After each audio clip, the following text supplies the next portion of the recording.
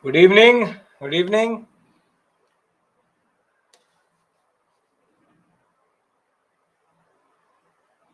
I'm audible. I'm visible. No. Yes.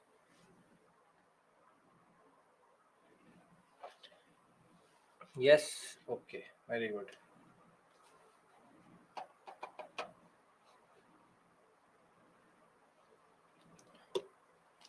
We'll wait to 2-3 minutes for 2-3 minutes and then we'll begin.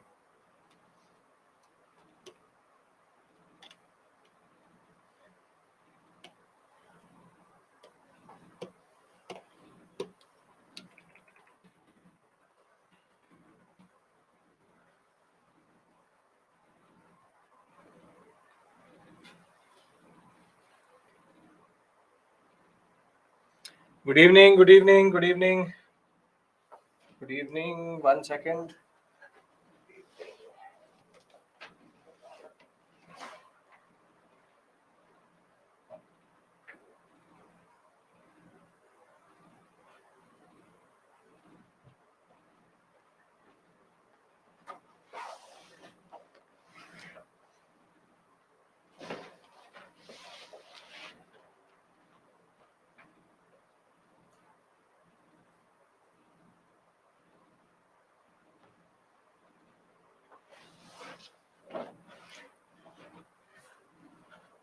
Okay. Welcome back. Welcome back. Last session from 5:30 to 8 p.m. In between, we'll stop around 6:30 for a small break. But before that, we have to finish 2-3 things. I'm waiting for everybody to join in. Once everybody joins in, we will start our discussion again. The calling feature is also on. If you want to call and ask something, you can do that.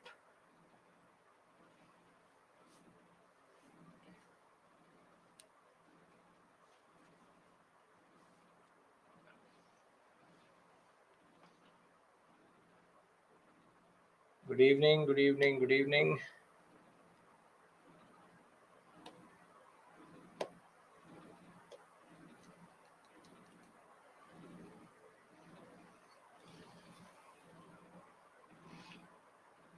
We'll wait for 2-3 minutes. 2 minutes more rather.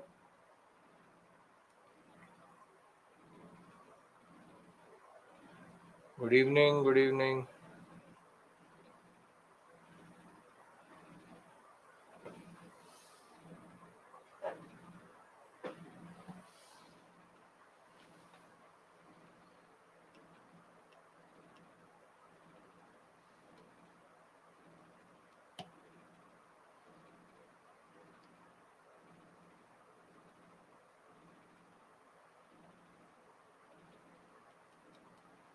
Okay.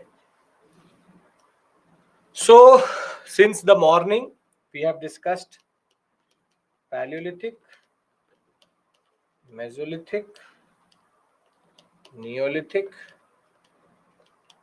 and Indus Valley Civilization along with Chalcolithic. Now we have already created a certain image about the Indus Valley Civilization. We now just need to make it decline. What were the reasons why it declined? Now, when we talk about the decline of the Indus Valley Civilization, the first theory was given by no one else but John Marshall.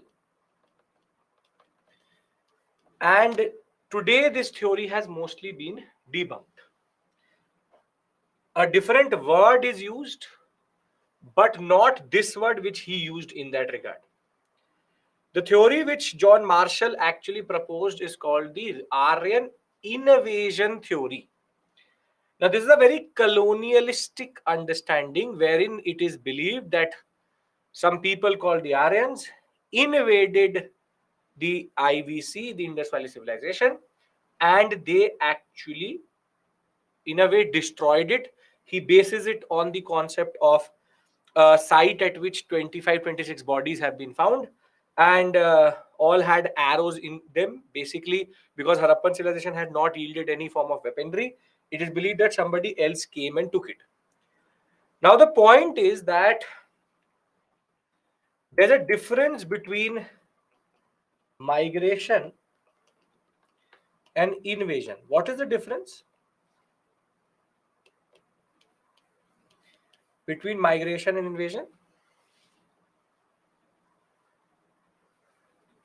This is a slow but non violent process, whilst this always has some form of violence in it and is related to wars. This has a negative connotation basically.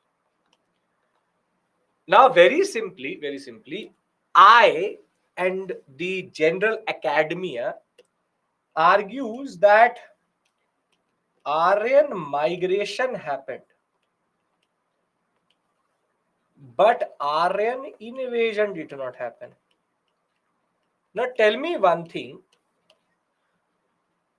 and we are not innocent. Why would a British officer argue that it was a invasion and not a migration?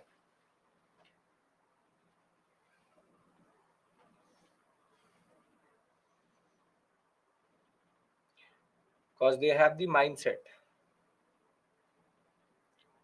Indian subcontinent supposed to be invaded. Very good, Hardeep. You have a very good understanding of these things. Very good. See, yes, Avani, very good. He tended to argue that it was an invasion because he wanted to justify colonialism. In the sense, our Indian civilization, Indus Valley civilization, was invaded. It is in your destiny to be invaded by someone better. So the British are no different. British are the Aryans. You are the Indus Valley civilization.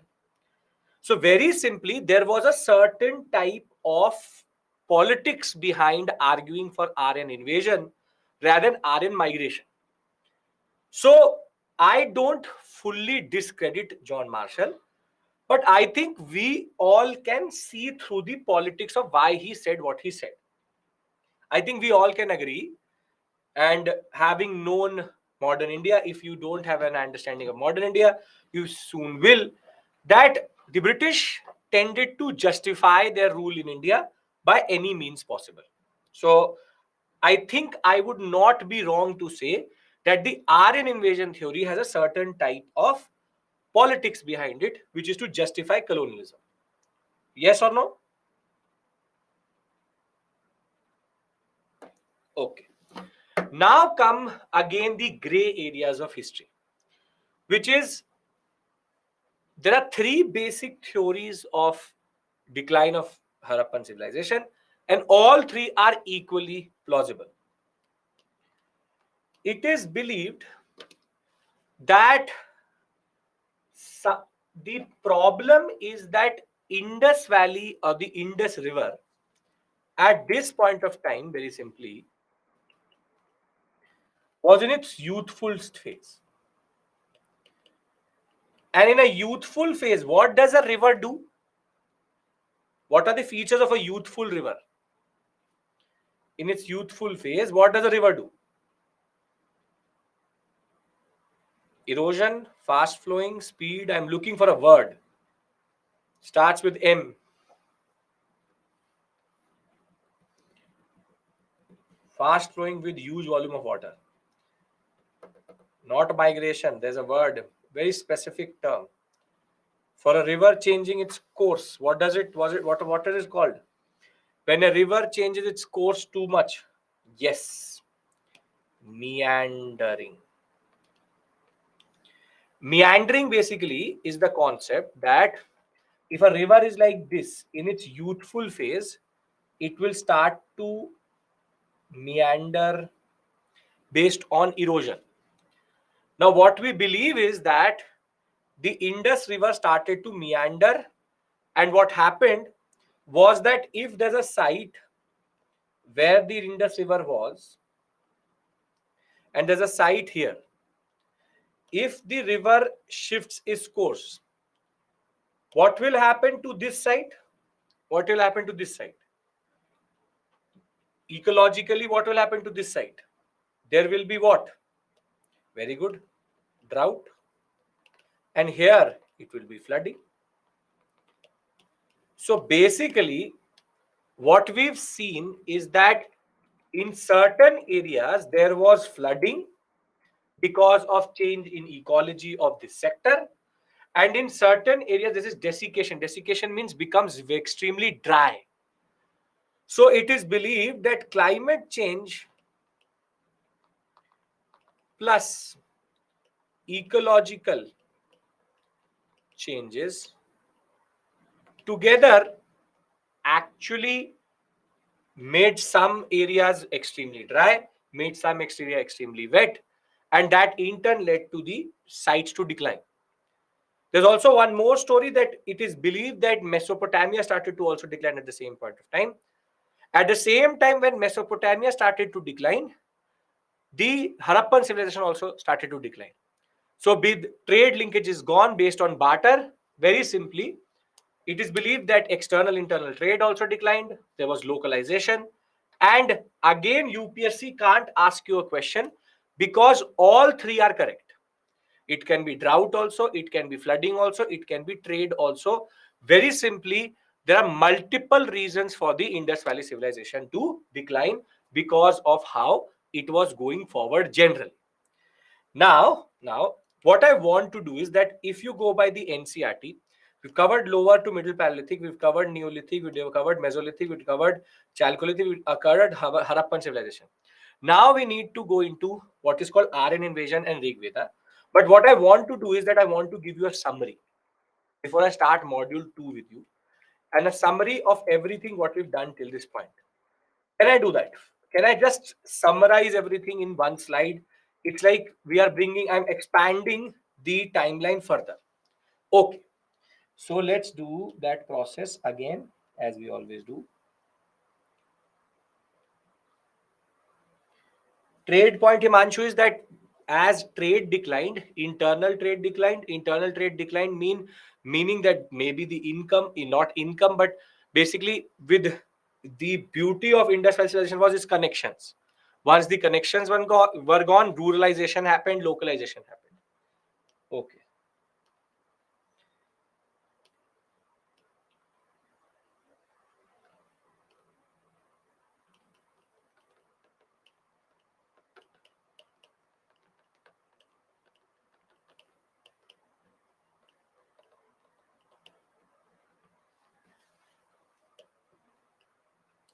Neolithic.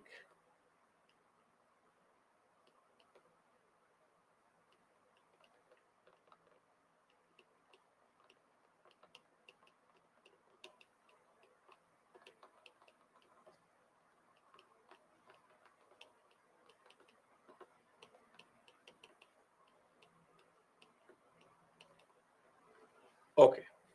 Now,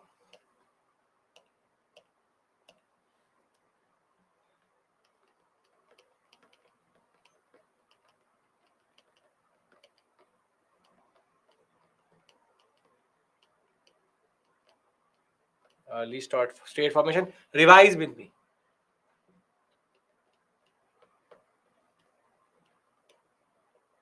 Early state formation, mature state, but nature not known. Thereafter,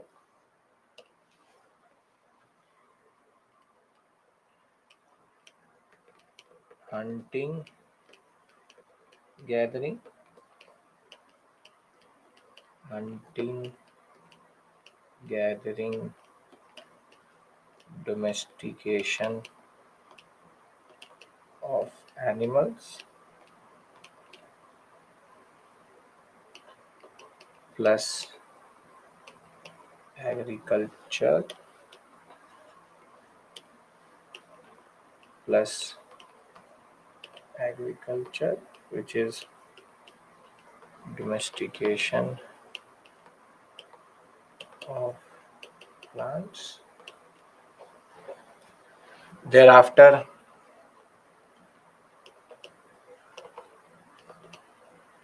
Do means same thing.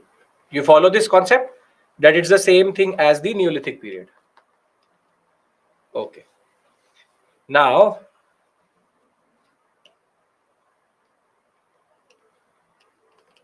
simple society, simple society, complex social stratification,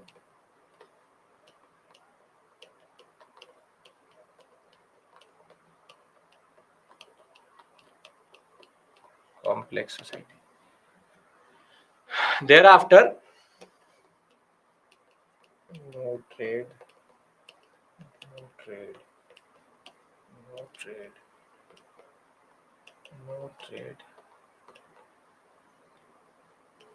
internal and external trade. Further, no religion,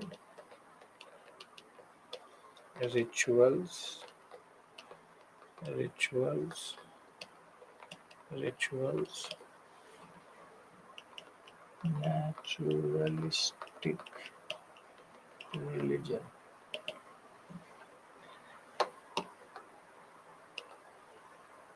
No tax, no tax, no tax, no tax, no tax. Then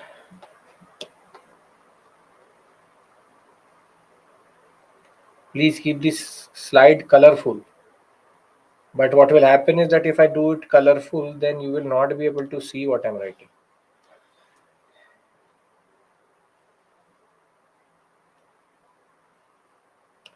No currency throughout. Anything I'm leaving? Social is done, political is done, economy is done, ritual is done, religion is done. Any point I'm missing? If I want to add settlement, see the minor points is going to be assumed. So I will just add one more point here. Tools, if see, as I said, minor points you will assume. I'll just add one more thing here, which is town planning. Burials again is presumed. See, these are meta concepts. The more I go forward, the bigger points I will write. Smaller points, if you remember, very good. But generally, domestication of animals is already here. Domestication of plants is here. Then you have complex society. You have internal external trade, the most important feature. Is this clear, everybody? If I ask you to make something like this after a certain point, you will be able to do that. You'll be able to do that. Yes. So if on Saturday when we meet next time, if I ask each one of you to make it with me, you will be able to do it. Okay. So this is a promise. This is something which I look forward to. I want you to revise in such a way that you are able to do this. This is how you revise history. This is how you learn history. Now tell me, you've been with me for close to now what 5 hours, 7 hours rather. Is this factual? Or is this actually that boring? Or is it actually not the opposite of what you think? It is logical, it is linked to a general progression, it is rather linked to a bigger processes in that regard. So it's actually conceptual, and if you understand the concept, automatically you know the fact. So understand this. This is what is history. There will be facts, I'm not denying that. But if you understand the concept, you are knowing or you're getting to know about your own history. If somebody today asks you on the road that when did for the first time polity emerge or early state formation emerge, the answer to it is what? When did the first formation of polity emerge? It is the Neolithic period. Very good. So very simply, I will be telling you the story of the first polity, the concept of Vedic Brahmanism, Hinduism, Buddhism, Jainism, first religion, when did first social evils emerge, Varna system, we will discuss the concept of what we call as the social evil, social discriminatory practices, social exclusion in India. So basically, this history is your history. What you are today is because of this history. So if this is clear, I would like to close this topic and then move to Aryan migration and the Vedic period. Can I do that? This is module number 2. Module number 1 is done. Yes? Okay. Very good. Now, as always, as I said, I have everybody's consent.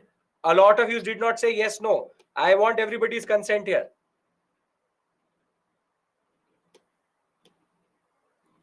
Okay.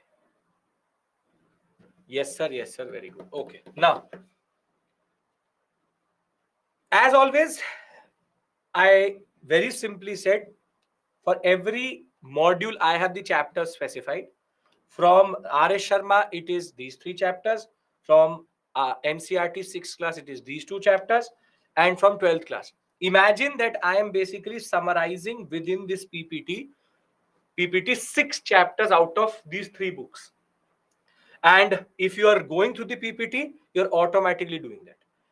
Are these chapters enough? Shushmita, if you will realize, basically I'll make you read the whole book except for the chapters which are not important. So the chapters indicated are basically as a guiding light to you. How polity emerged in Neolithic. Akshaya, were you with me in the part B? Polity emerged in the Neolithic period because of the issue related to redistribution. Once agricultural surplus is going to come through, there will be power hierarchy, which will in turn need a central authority which can redistribute without bias. That is the concept of Neolithic and early state formation. Okay. Now, let's now go into a very contagious, very debated area of Indian history, which is called Aryan migration. Now, first and foremost thing, there are 2 versions to this story. Aryan invasion, Aryan migration. I think I've already told you why Aryan migration is more plausible than invasion. That was British reconfiguration of our history to justify their own existence in India. Hardeep, ARM is just to supplement your knowledge. It's not necessary. Now, additional reading material as it is called. Now, pay attention to this. See, today if I ask you who is an Aryan or what is the concept of Aryan, most probably what you will tell me is who is an Aryan. I'll first ask you and I'll tell you where it comes from. Who is an Aryan?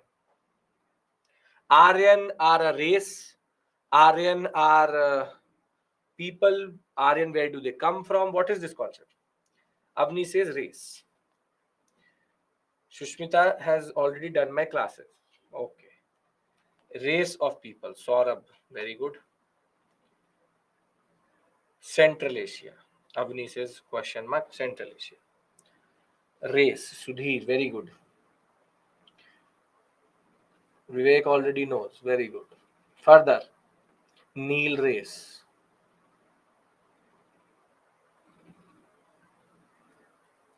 See, if for 1 second in your mind the concept of race came through, first let me distinguish between race and ethnicity. There are 2 words. Ethnicity. See, race is the physical difference between people. So if Xi Jinping is standing next to me, do I and Xi Jinping look the same? Xi Jinping being the premier or the dictator of China, do we look the same? No. So very simply,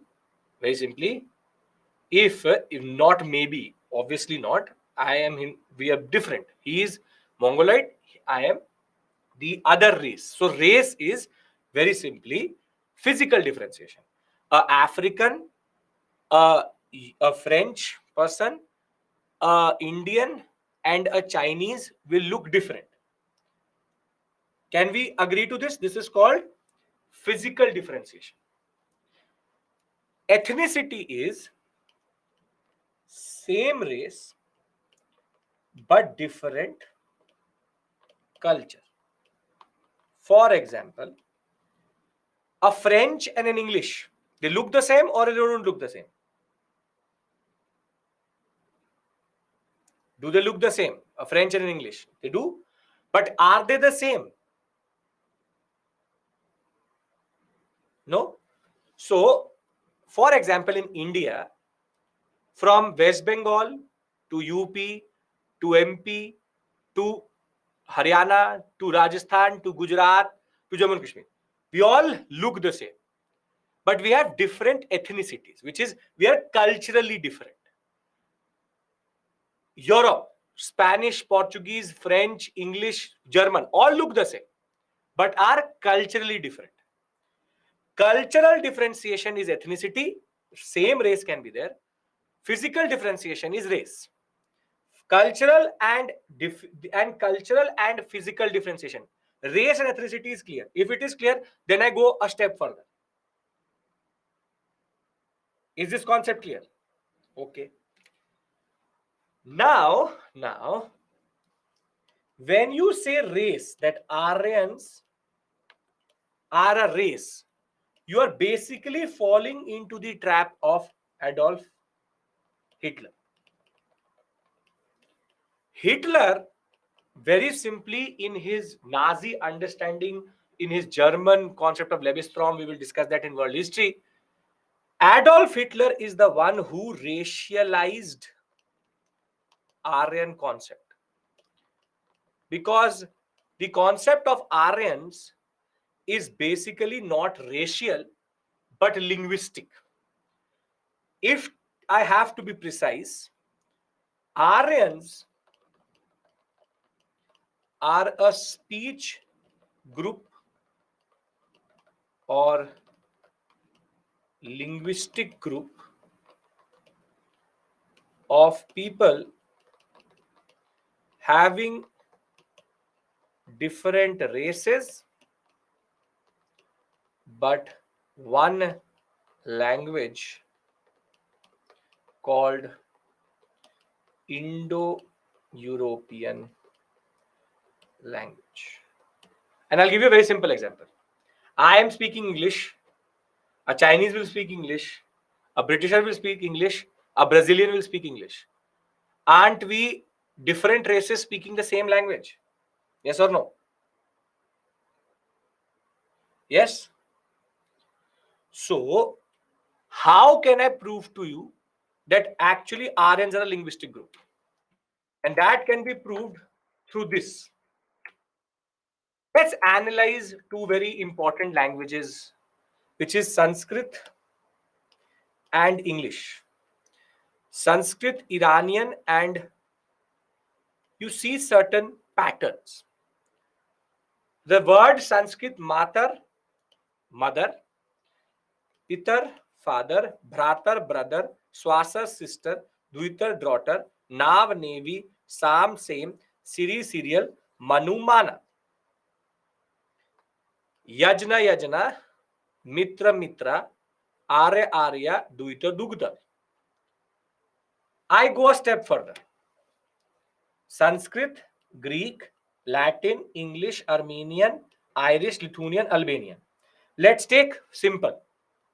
Matar, mater, mater, mother, mother, maser, matir, motina.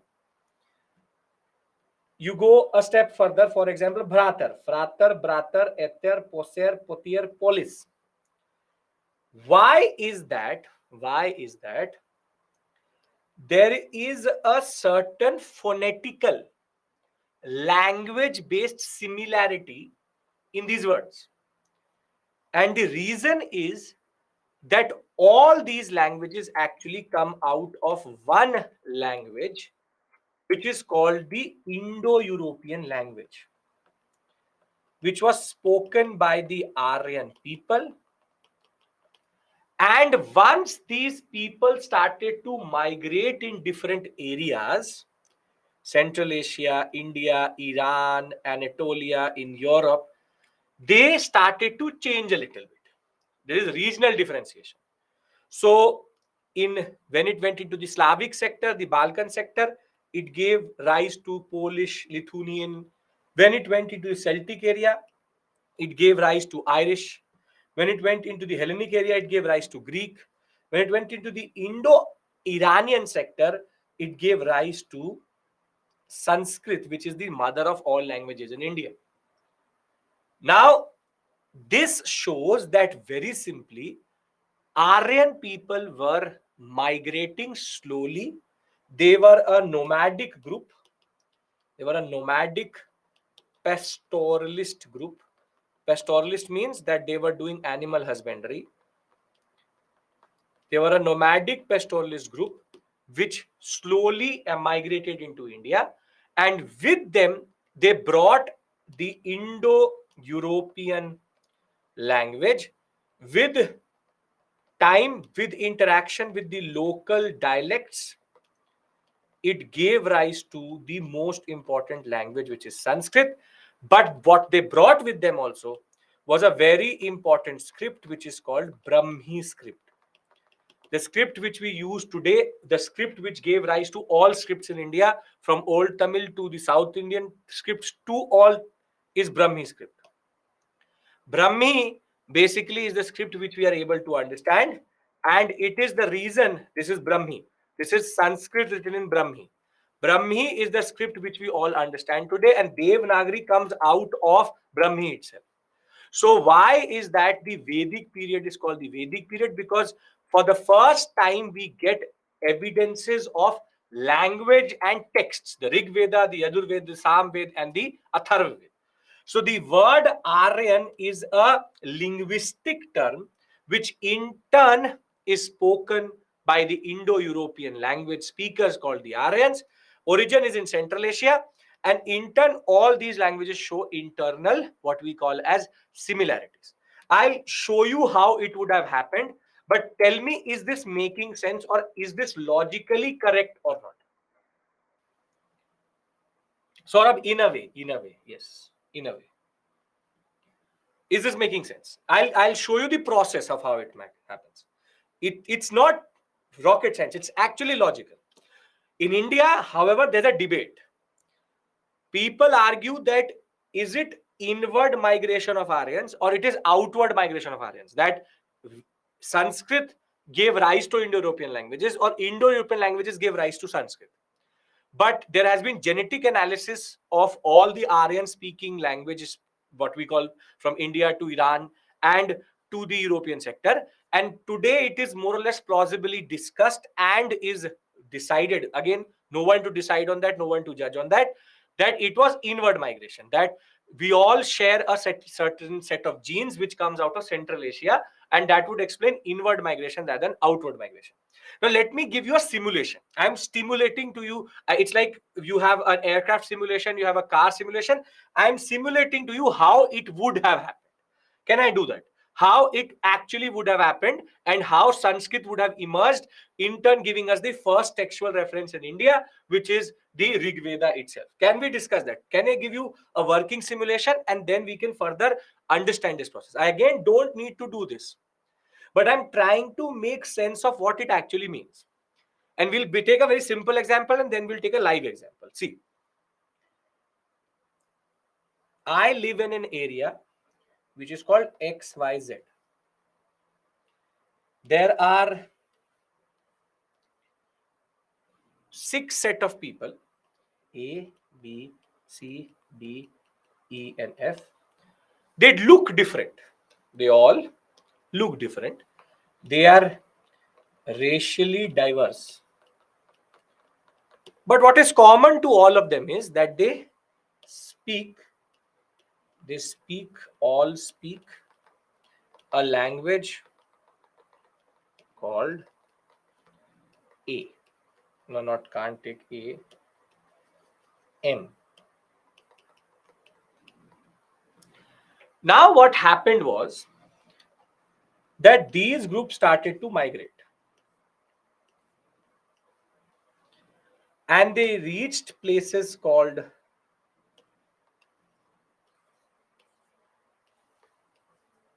They reached places called 1, 2, 3, 4, 5, and 6. And within this 1, 2, 3, 4, 5, and 6, there were languages which already existed, or dialects, or very simple languages, maybe, which were there. And for example, here it was Q, R, S, T, W, V. Now, when A, B, C, D, E, F will migrate to 1, 2, 3, 4, 5, 6, what will happen to M? What will happen to M? Their language.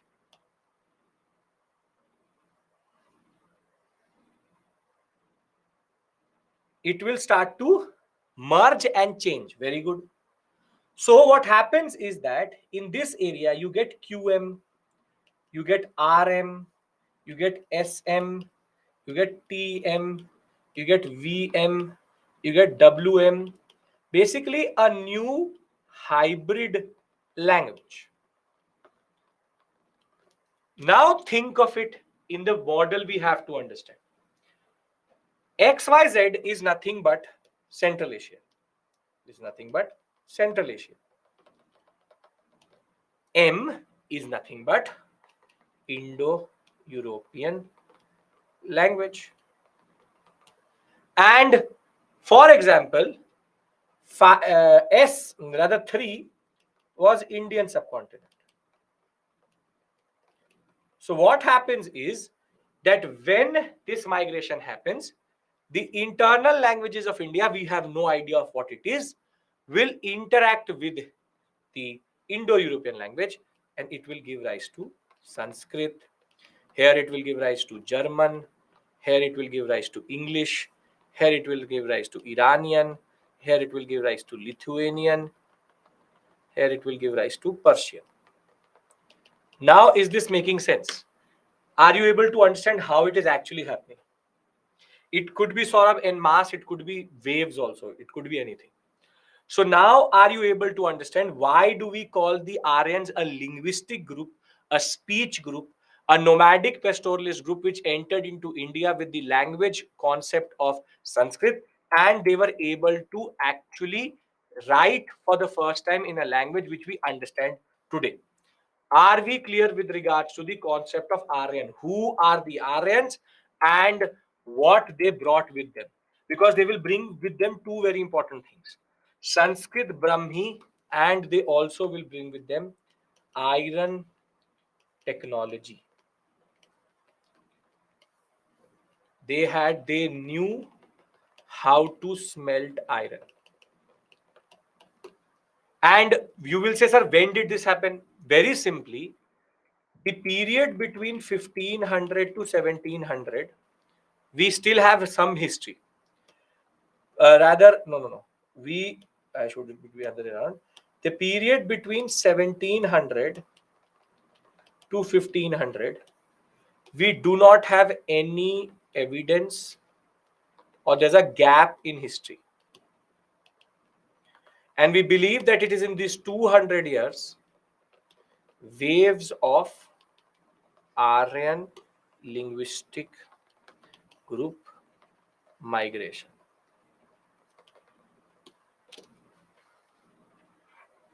So the pink basically represents the core area, and the yellow represents the areas in which they are going into. So can I safely argue or say that you understand what is the concept of Arya? Yes?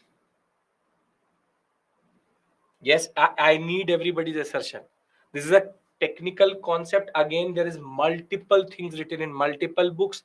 I am giving you the safest concept in here. So origin is not Ukraine, it is Central Asia. There's no Ukraine right now. Come on, everybody.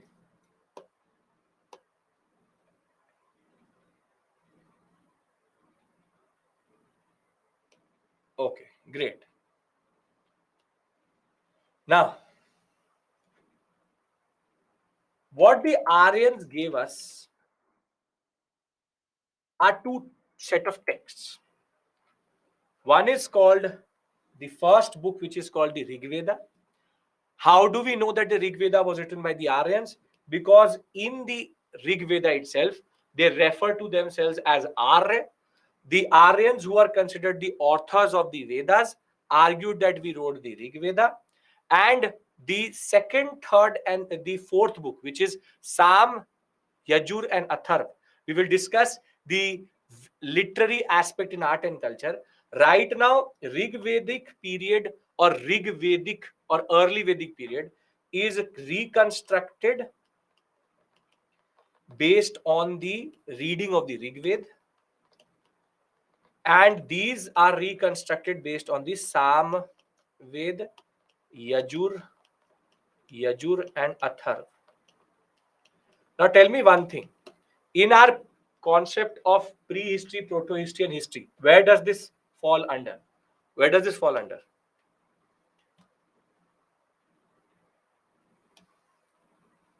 Very good. History.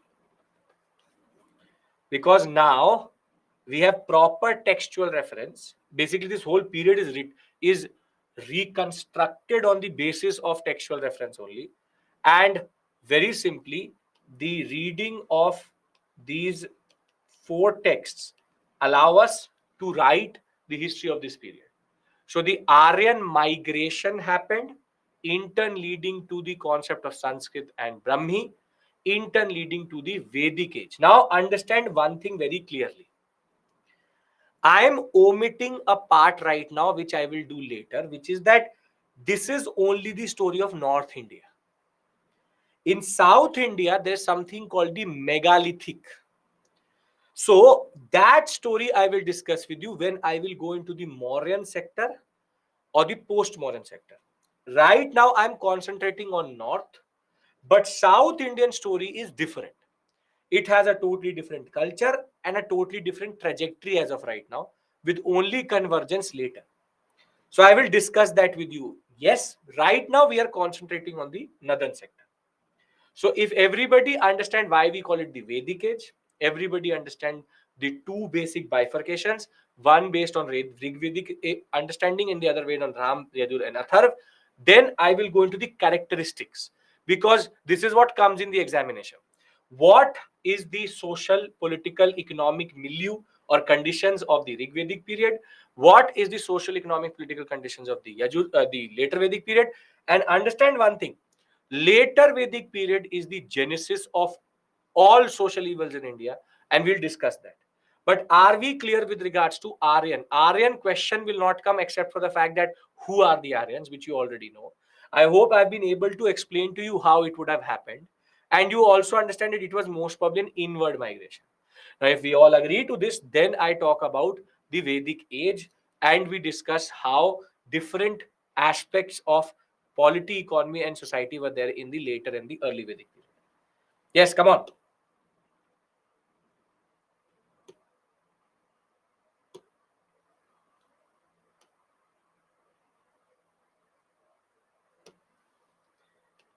Yes, no, come on.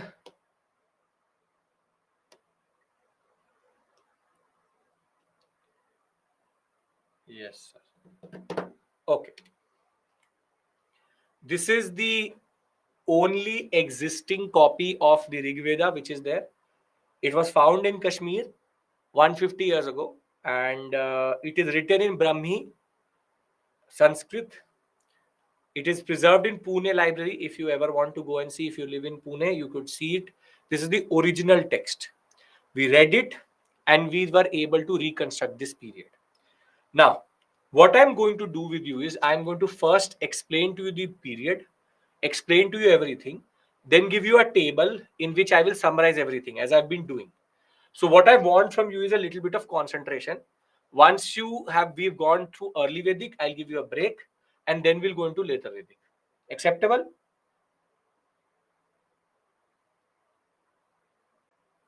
Okay. Now, let's talk about the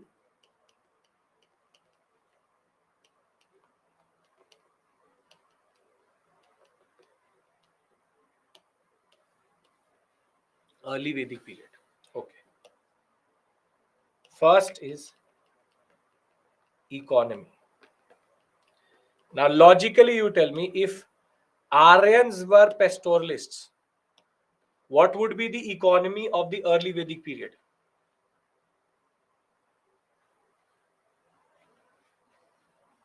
Barter, agriculture. Very good, Avni. See, as of right now, they did not forget their antecedents, and they had what is called pastoralism with very limited agriculture. This means that cattle was very important. We see the word gaw to refer to cattle, and cattle was the unit of wealth. The more cattle you have, the bigger, the more you have wealth. No trade is happening, no currency is there, and no concept of money based economy. So it is basically a cattle based concept. The more cattle you have, the better you are. Now tell me one thing, using your left hand rule, would the polity be extremely centralized, very controlling, or would it be a little bit more early state formation type because of the economic concept?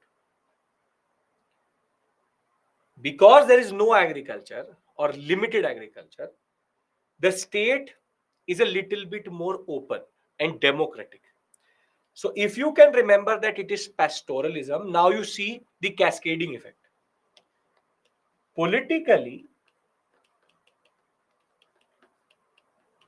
we see what is called tribal polity. Tribal polity means chieftain,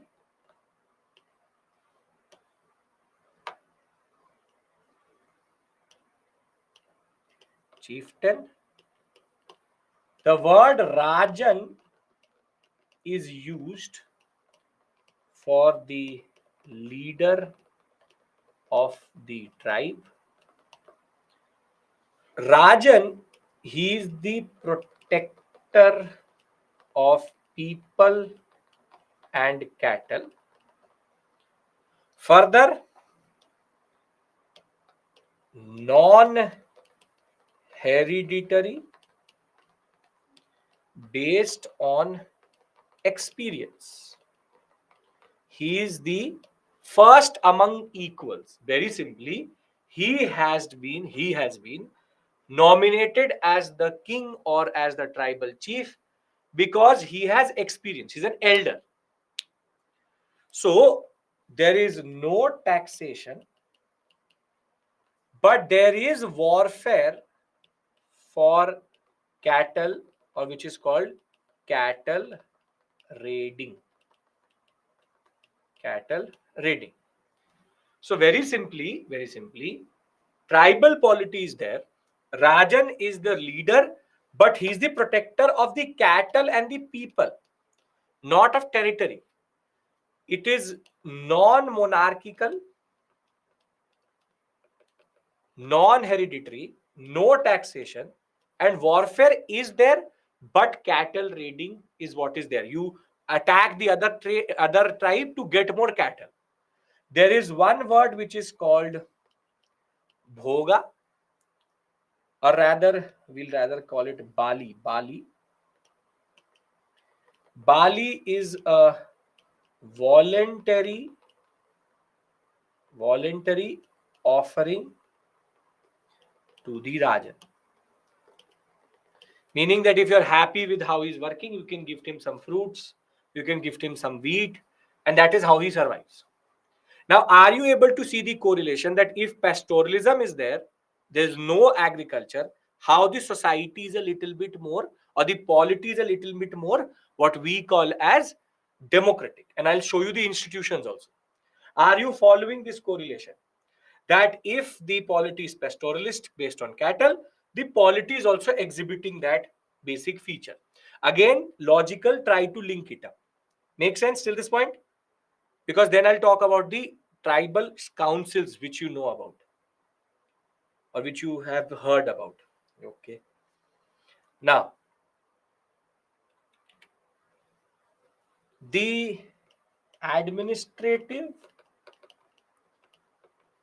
and political decision making was based on three councils.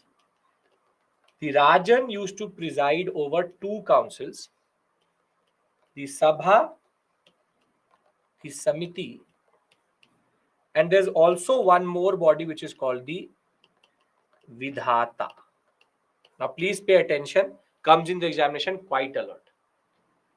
The Sabha basically is the assembly of tribal elders and is open to women also. The Samiti is the assembly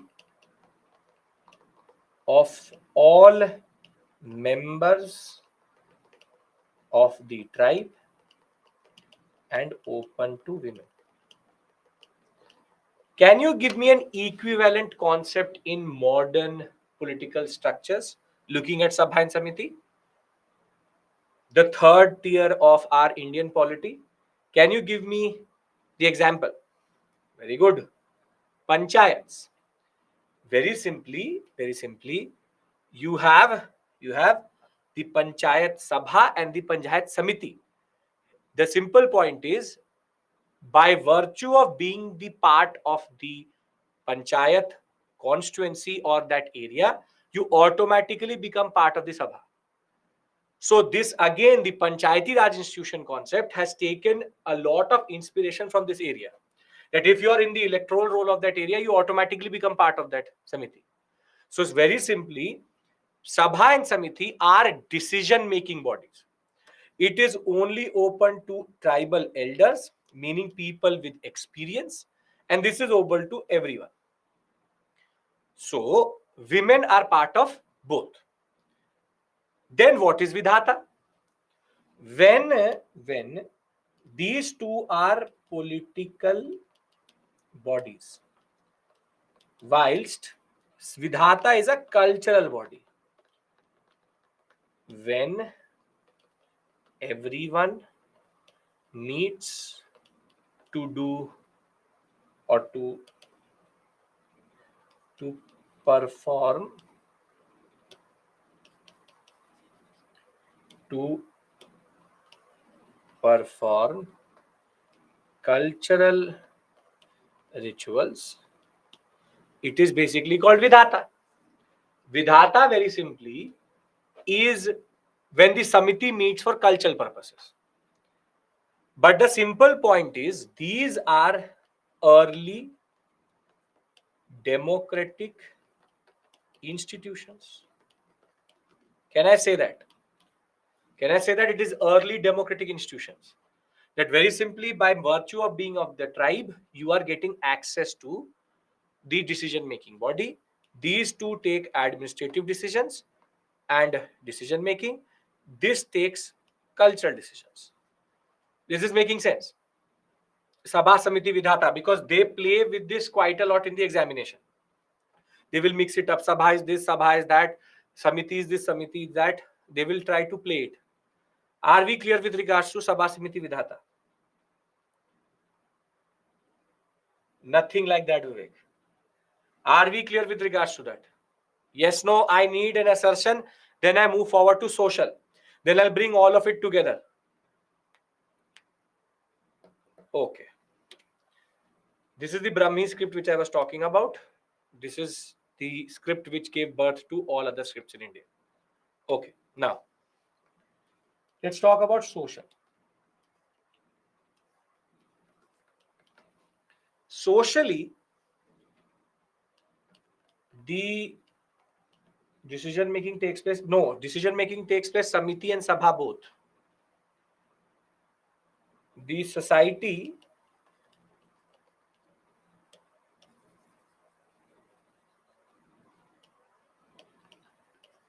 the society is divided but not based on social hierarchy but occupations. Occupations. Very simply, it is a not a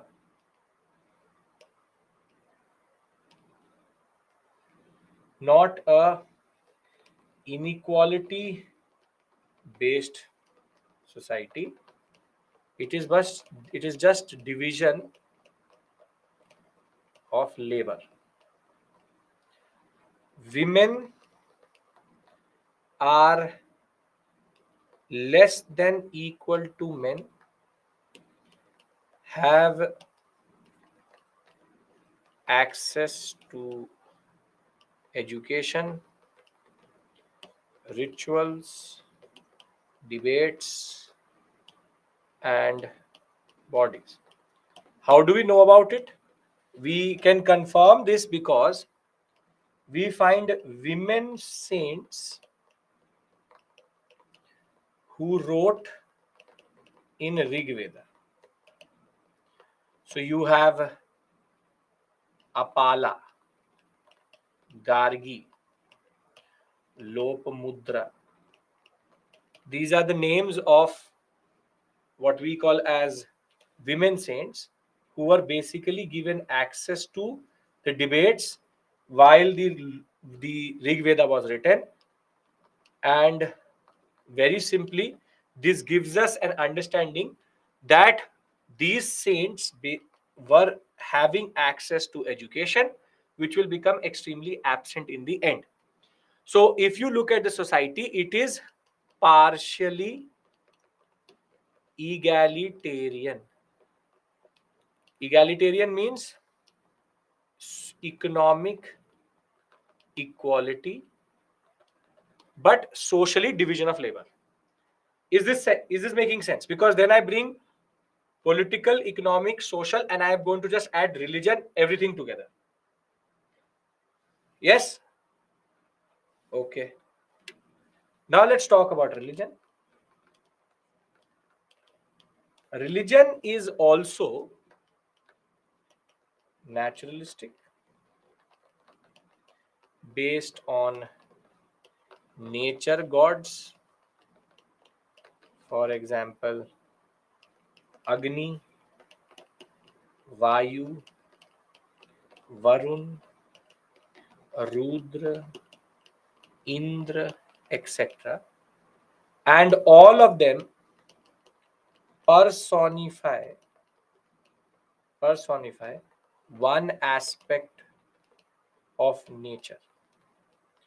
Surya, Chandrama, Chandra.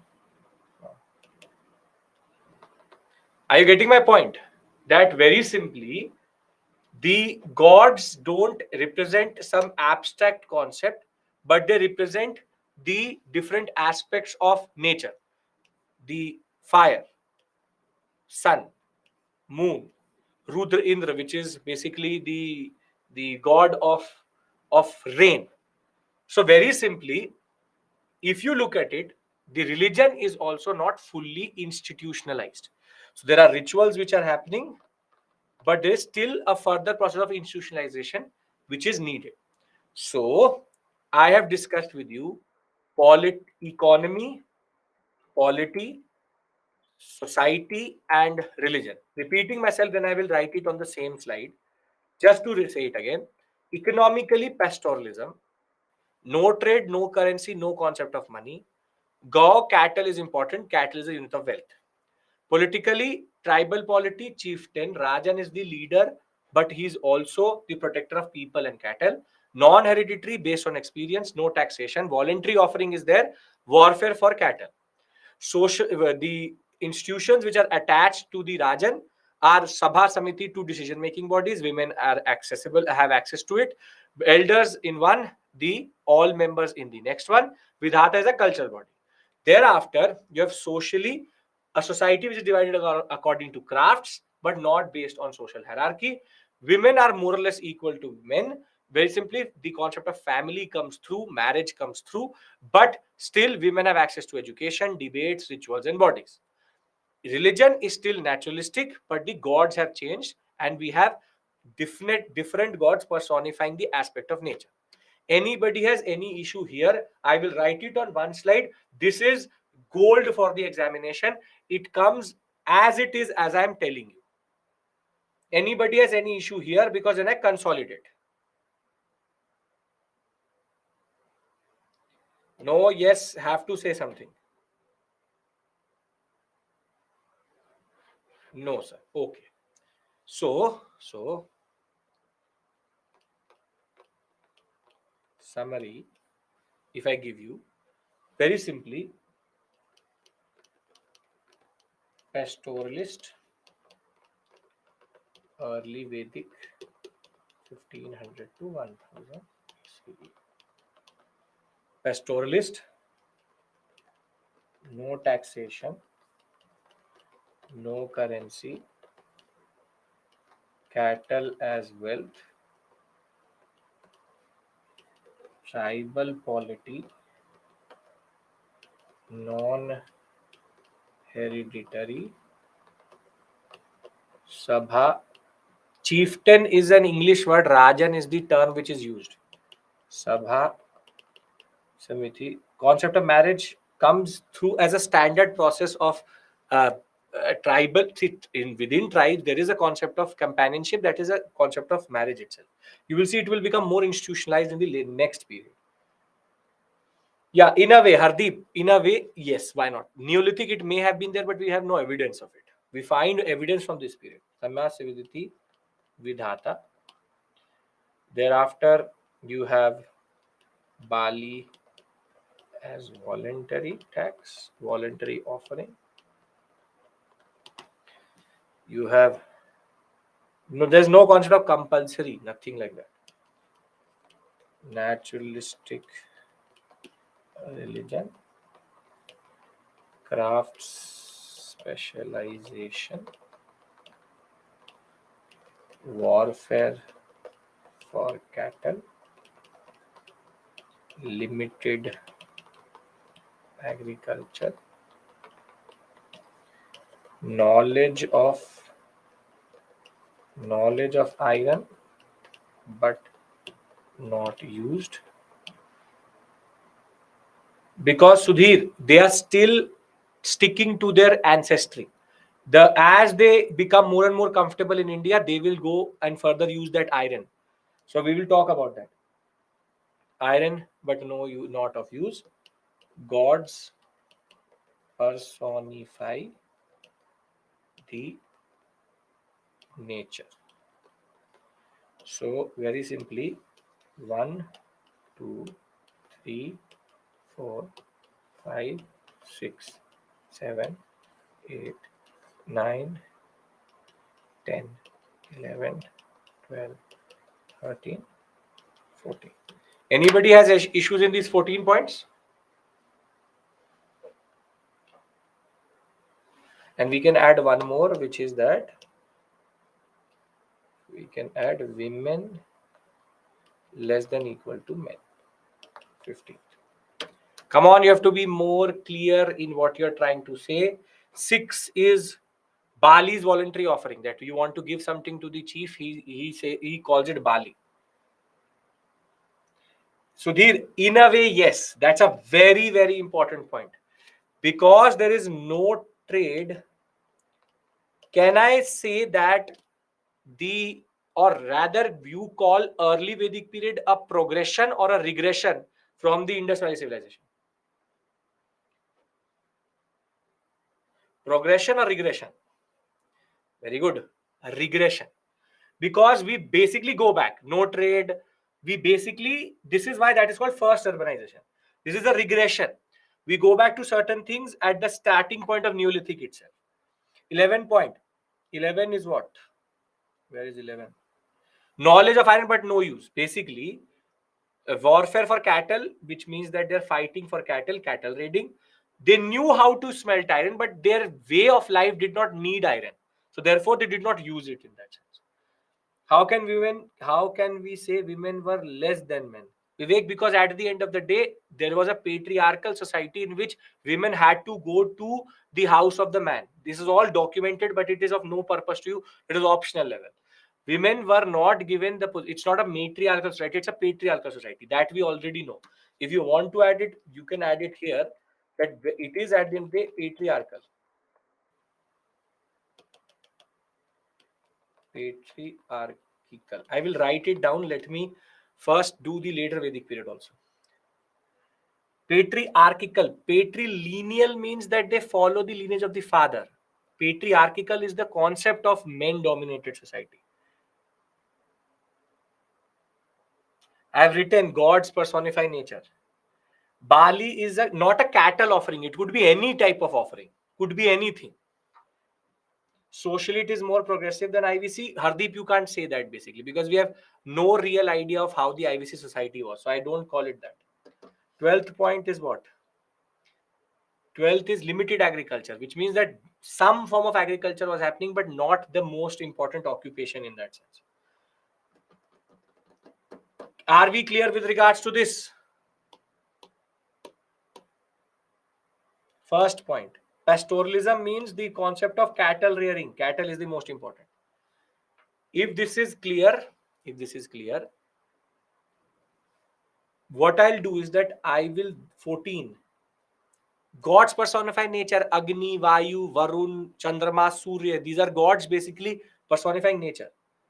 Second point, no currency. There is still barter based system. Third point, no taxation. Now you're basically asking me every point only.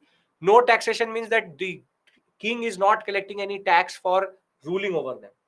Sabha Samiti are under Rajan. Third is basically a cultural body, so it is under everybody. Sabha Samiti. Now you're, have I not made the Rajan in the center?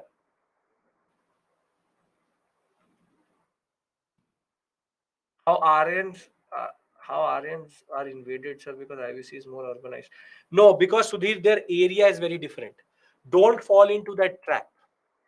If that would have been the case, then IVC and Vedic period would have shown similarities. The similarity isn't there only. If there was an invasion, they would have absorbed the urbanization of IVC, which they didn't. There's no early Vedic music. Sam Ved is basically the concept of music, but I don't know what you mean by early Vedic music. Sam Ved is how you read the Rig Ved. That is the book of what we call as music. Are we clear? Yes, no? Yes. Okay. Is there any worship of women god? Yes, women goddesses are there. Aditi, multiple women goddesses. Women goddesses are also there. I'll write that down so that women and male goddesses are there. For example, Aditi. Okay. So we have discussed the early Vedic period and we've summarized the basic points. I'll give you a break here. Thereafter, when I come back, I revise this section through the PPT and consolidate it. And then I will move to the later Vedic period. And then I will do a comparative analysis of both. Acceptable to everyone? Come on. Okay, very good. So we come back at 6:50 or rather 6:51 and we'll take this story forward.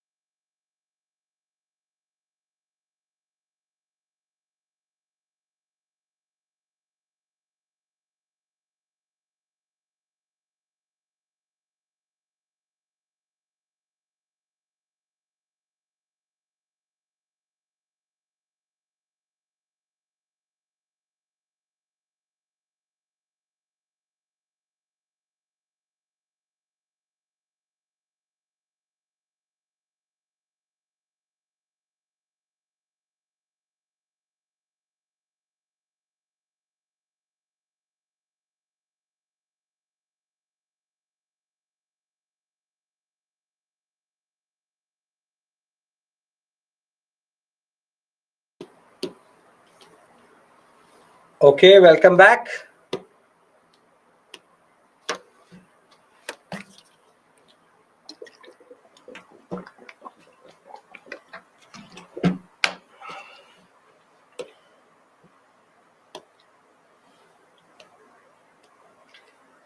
I'll wait for 1 minute for everybody to join in back. Okay, so we have to discuss Vedic period.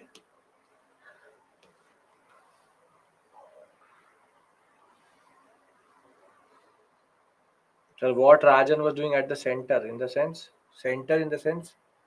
he is the one who is basically taking decisions, but he's taking it with the advice of his Sabha and Samiti.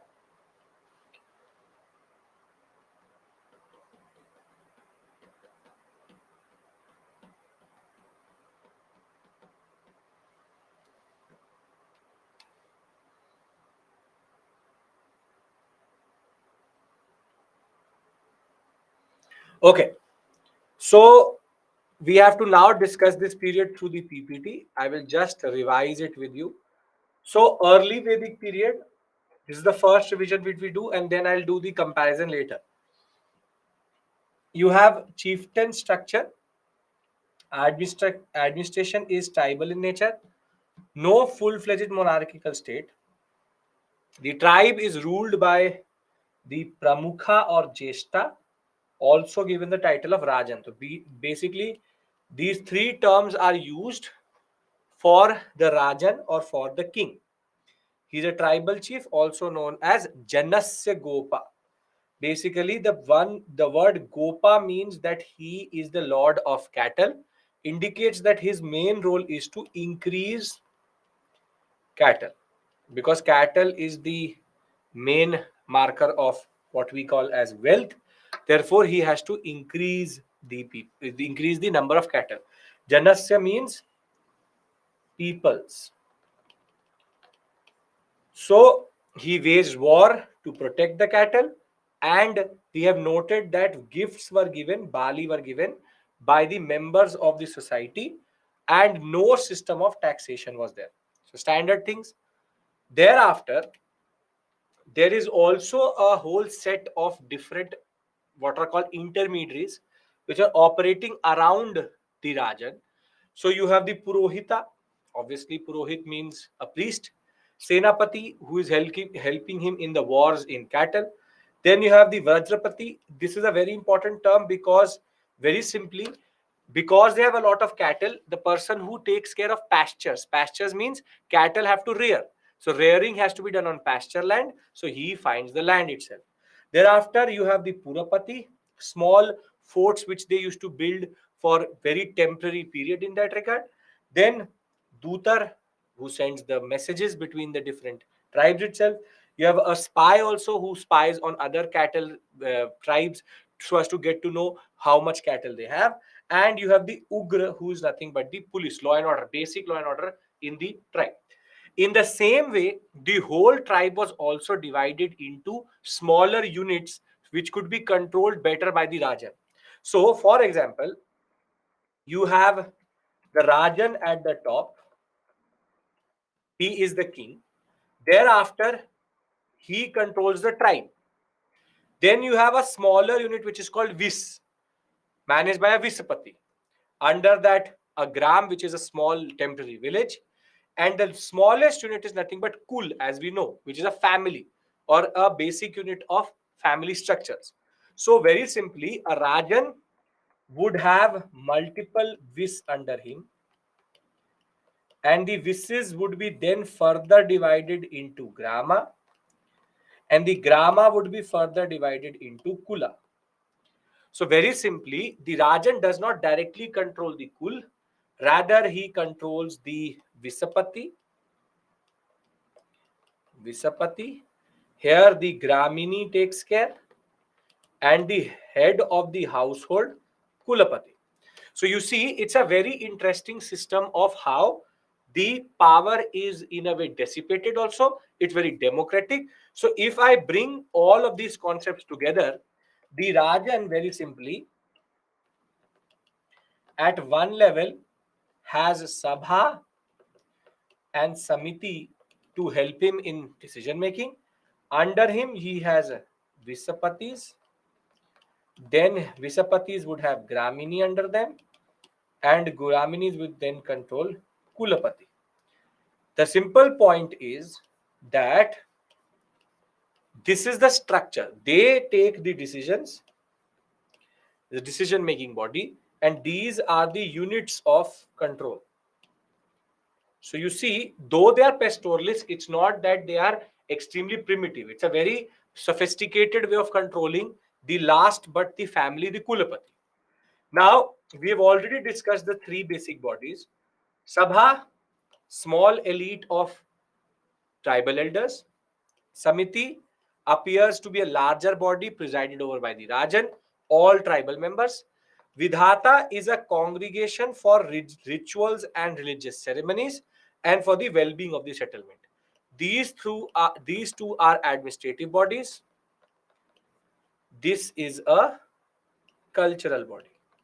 Anybody has any issue till this point? Any issue till this point? No. Okay. Then when we talk about economy, again, don't have to learn it. We get references to horses, goats, sheep, which means that there are multiple types of animals which they were rearing. Wherever you have a infix, which is either suffix or prefix of go, it means that they are doing it for cattle go in that regard. There is rudimentary agriculture because we do find terms and words related to agriculture. So we know that, for example, Fala, Langala, the axe, different types of plows are referred to, but it is quite limited. Kshetra would mean a small cultivated field, but this is extremely limited agriculture. We don't know that if it was properly agriculture, but limited agriculture knowledge they had. Thereafter, we have different types of occupations which are there: warrior, priest, cattle rearer, farmer, hunter, barber. You have multiple types of craft making also: chariot making, cart making, carpentry, tanning. You have making of bows, arrows, weaving, everything. Barter is the main concept of exchange, no currency. Though we have a word which does appear even in the early and later Vedic period, which is Nishka, but Nishka basically refers to jewelry, which is small uh, globules, or what you can say is small nuggets of gold. Rigveda, one thing was there for sure, which is the concept of Dasa Dasi. This is not something which I've discussed with you. Dasa Dasi means that there was some form of slavery for sure. But this slavery was economic based on debt. So basically, the best example of this Dasa Dasi tradition would be you go to a restaurant, you eat a lot, and then you forgot your purse. So, what will the restaurant do to you after you have not paid their bill? What will they make you do? They will make you, yes, very good. They will make you wash the utensils. So, very simply, that washing of utensil is Dasa Dasi tradition. You are indebted to the restaurant, so they're making you wash the utensils. But is it permanent? Is it permanent? No. Same way, Dasa Dasi, if you have paid off your debt, you can become a free person. So, if I add society to it, early Vedic texts refer to different types of word for household. Patriarchal society, patrilineal also, which is that they follow the fact that I take my father's surname is patrilineality, and patriarchal means men dominated. However, there is relative freedom to women. Gargi, Vishwara, Apala, you have Swarnavara and Lopamudra are the saints which are referred to. And very simply, egalitarian in the sense of economic. So as we can go back to the slide in which I gave you the basic summary, the simple point is, if I had to add one more thing to this, this would have been Dasa Dasi tradition. Pastoralist, no currency, no taxation, cattle alved, Sabha Samidhi Vidhata. Further, tribal polity, non-hereditary, Bali as offering, naturalistic, craft specialization, warfare for cattle, limited agriculture, knowledge of iron, no trade, women more or less equal to men, gods personify the nature. And if you want, we can add the 17th, which is Dasa Dasi tradition. Done. Does anybody have any issue with early Vedic? Because these are the things which are asked in the examination. Shushmita, previous year questions, the questions are intersecting. So I can't do it by just doing two modules. Once we are in Saturday, at least 4 to 5 modules through, then we'll do previous year questions. Don't have to worry. I hope that you understand what is the purpose of previous year. Previous year questions are guiding light. By solving them, you don't prove anything. So I will make you solve those questions. I've already seen the questions. That is why I'm teaching you in that way. So don't worry about that. Okay. I have seen in PPT regarding marriage in monogamy, polygamy. So there, at this point of time, it is very, very open. It could be both. It could be polygamous, polyandry, anything. It's not monogamy. Monogamy will come only later Vedic period. Dasa Dasi have no similarity with slavery. Hardeep, it is a type of slavery. The thing which is coming in your mind as slavery is basically black slavery. That is a very specific thing to America. We will discuss that in world history with regards to America and the slavery. That's a separate issue altogether. Slavery has existed in multiple forms throughout history, and therefore they exist in that sense only. So do you have one form of slavery in Greco-Roman sense also? We have Dasa Dasi tradition since Vedic period itself. So yes.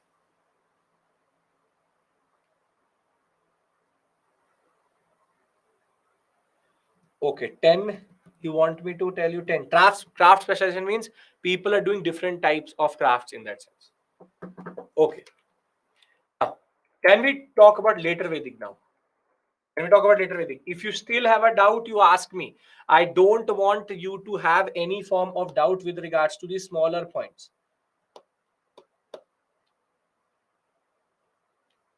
Okay. Yes, sir. Okay.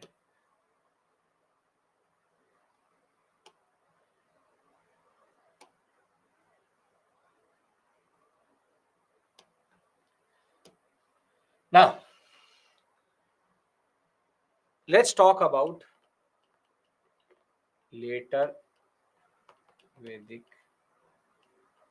period.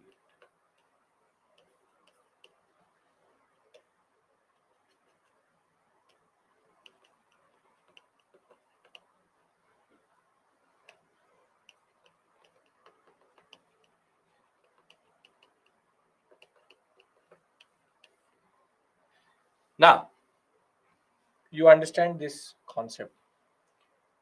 Let's talk about economy. Economy is agricultural,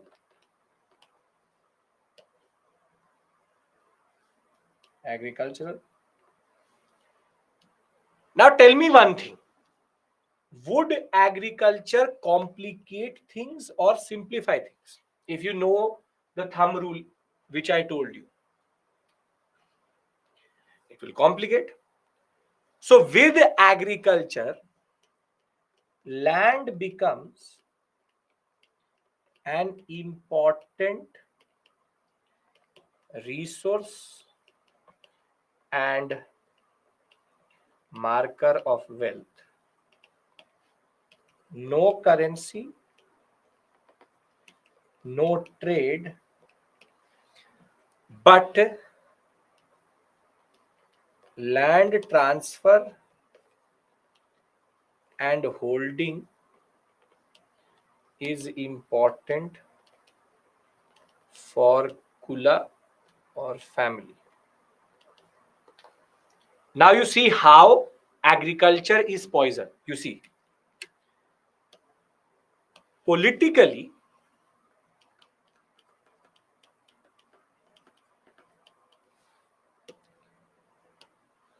what will happen is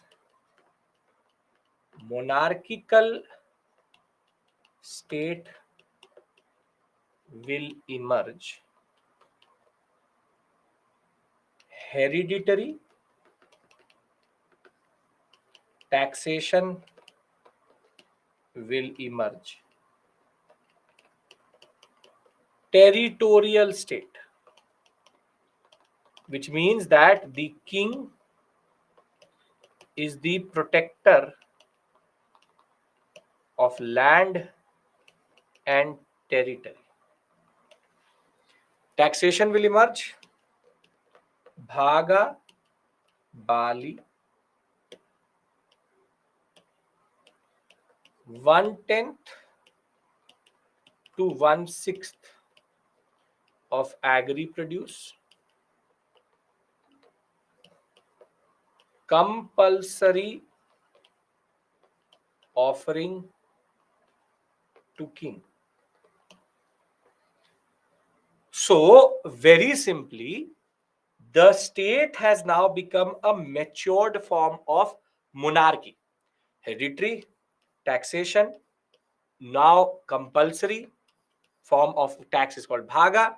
King is not the protector of the people or the cattle, he is the protector of territory.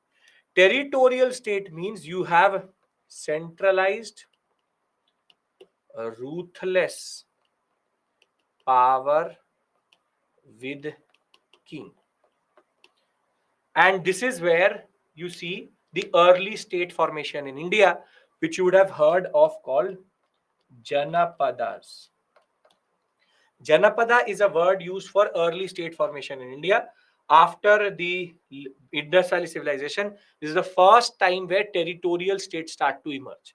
And they are called Janapadas. Monarchical states will emerge generally. And over and above that, the simple point of the matter is hereditary, taxation, bhaga, compulsory offering. King is the protector of land and territory. Voluntary became compulsory. Yes, voluntary became compulsory. If you wanted to give, if you wanted did not give to, it's a separate issue altogether. Now you have to give to the king.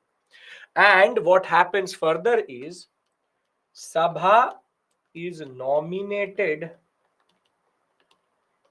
by the king. Bhaga and Bali are different. Bhaga is the land tax. This is a compulsory offering. This is like tax over and above land tax. Above land tax. Now, Sabha is nominated by the king. Samiti is disbanded. Vidhata, leaders of Sabha are not elected but nominated. Basically, nominated by the king. Whoever he wants to fill, Vidhata is disbanded. Now, very simply,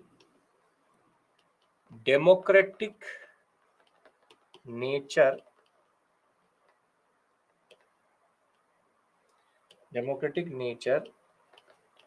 is diluted. Autocratic features and tendencies. And what the king also starts at this point of time is called ritualized kingship, in the way that the priest and king go into a nexus, and the nexus is that they will have rituals. One is called Ashwa Medha, the other one is called Rajasuya, and the Vajpaya. These are the three rituals which are happening. Suya.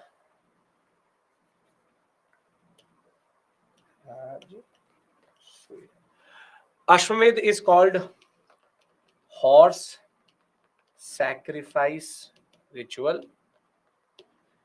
Vajpayee is called chariot racing ritual. Rajsuya is coronation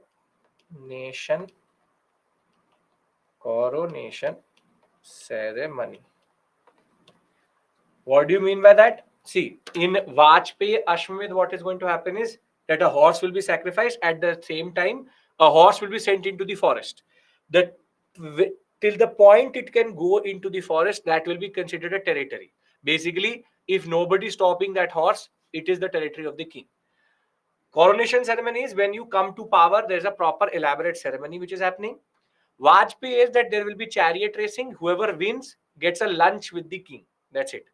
So this is basically like a sport. This is coronation, Abhisheka ceremony, and Ashwamedh is the ritualistic big ceremony which happens. So you see that kingship has now become extremely undemocratic, and the priest and the king have now become very close to each other. They justify their existence in that sense. So anybody has any issue till this point. Economy becomes agriculture, and that changes everything. Territory becomes important, land becomes important. So same point of time, polity, monarchical state, hereditary, taxation, territorial state, protector of territory. The three democratic institutions, two are disbanded, one is now nominated by the king. Autocratic features, ritualized kingship. Anybody has any issue till this point? Come on. Janpad means, the word Janpad means people's foot. That is the name which is given for early state formation in India. Religion I'm coming to. No, Vivek. Economy slide. Economy slide. Okay. Now, can I move to society religion where the real change actually happens? Can I do that? Okay. Now let's talk about society and religion. See,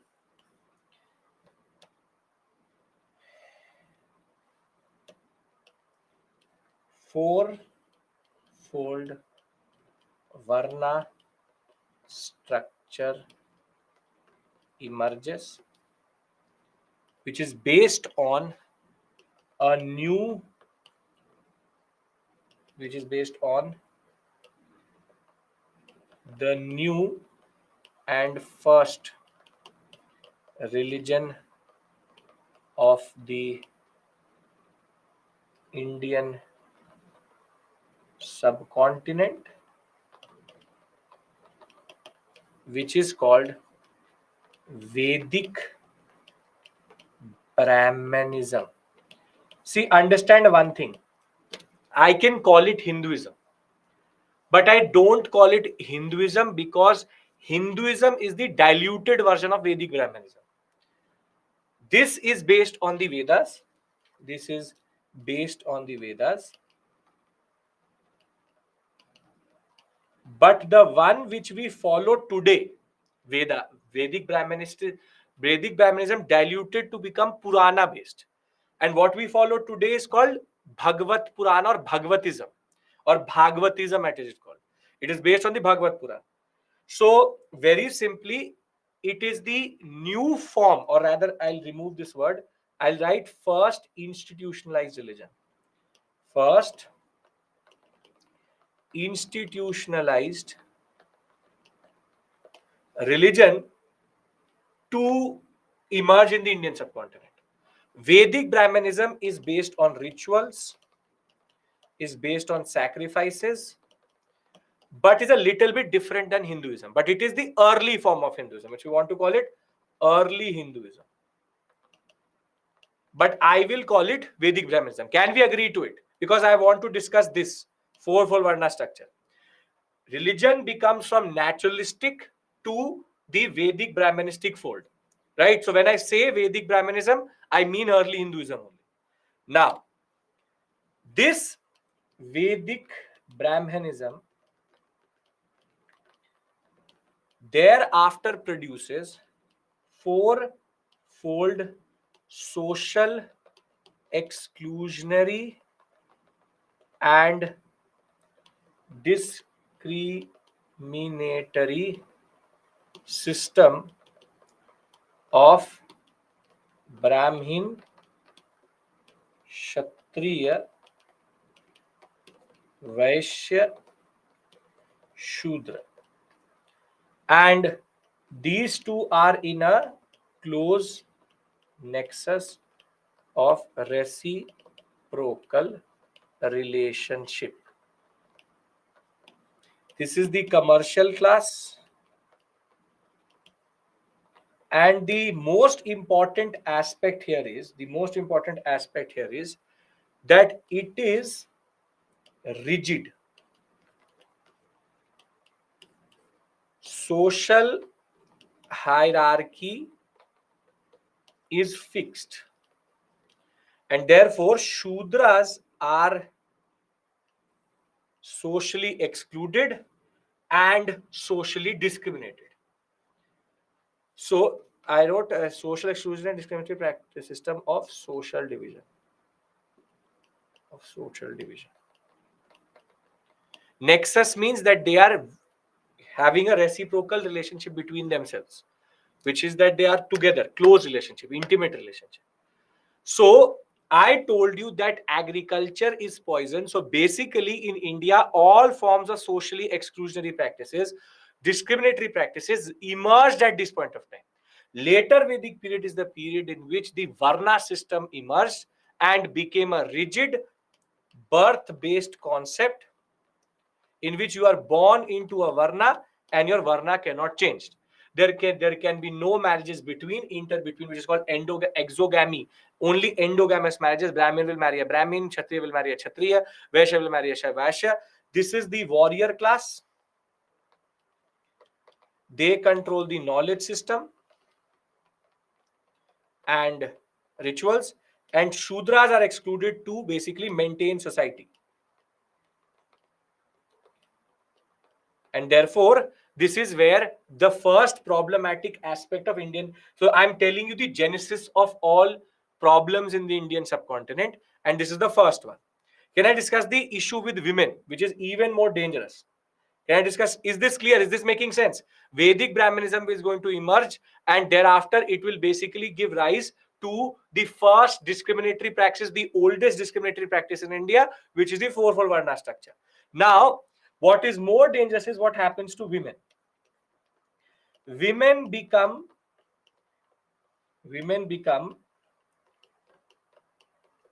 fully dominated by men, fully dominated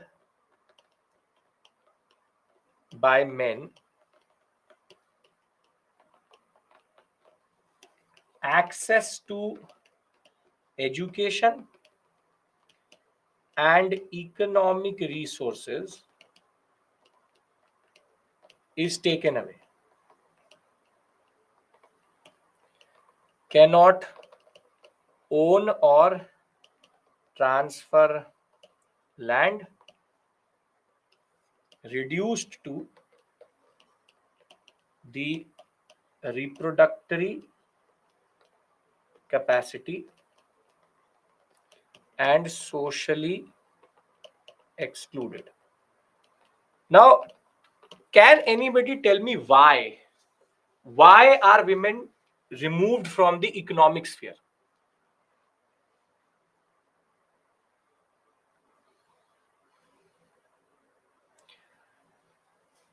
Shushmita, you are there, but it's not about dominance. It's a very interesting thing, unfortunate, interesting thing. See, very simply, land is a resource, yes or no? Land is a resource, yes? Land is a very important resource. So if there is a land, there's a father. He has two daughters and he has two sons. He has divided this equally into A, B, C, and D. Now, land is an important resource. So, if these two daughters will marry, they will go to another family. And if they own the A and D sector, what will happen to the A and D? It will remain with this father or go to the other family.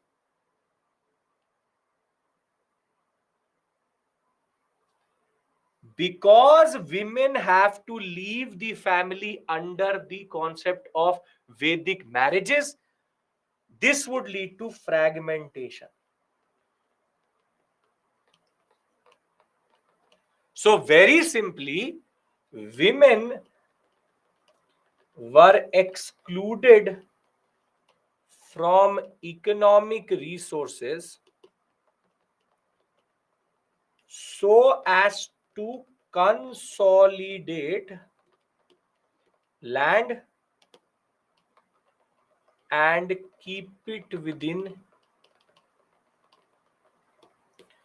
the society, rather keep it within the kula or family.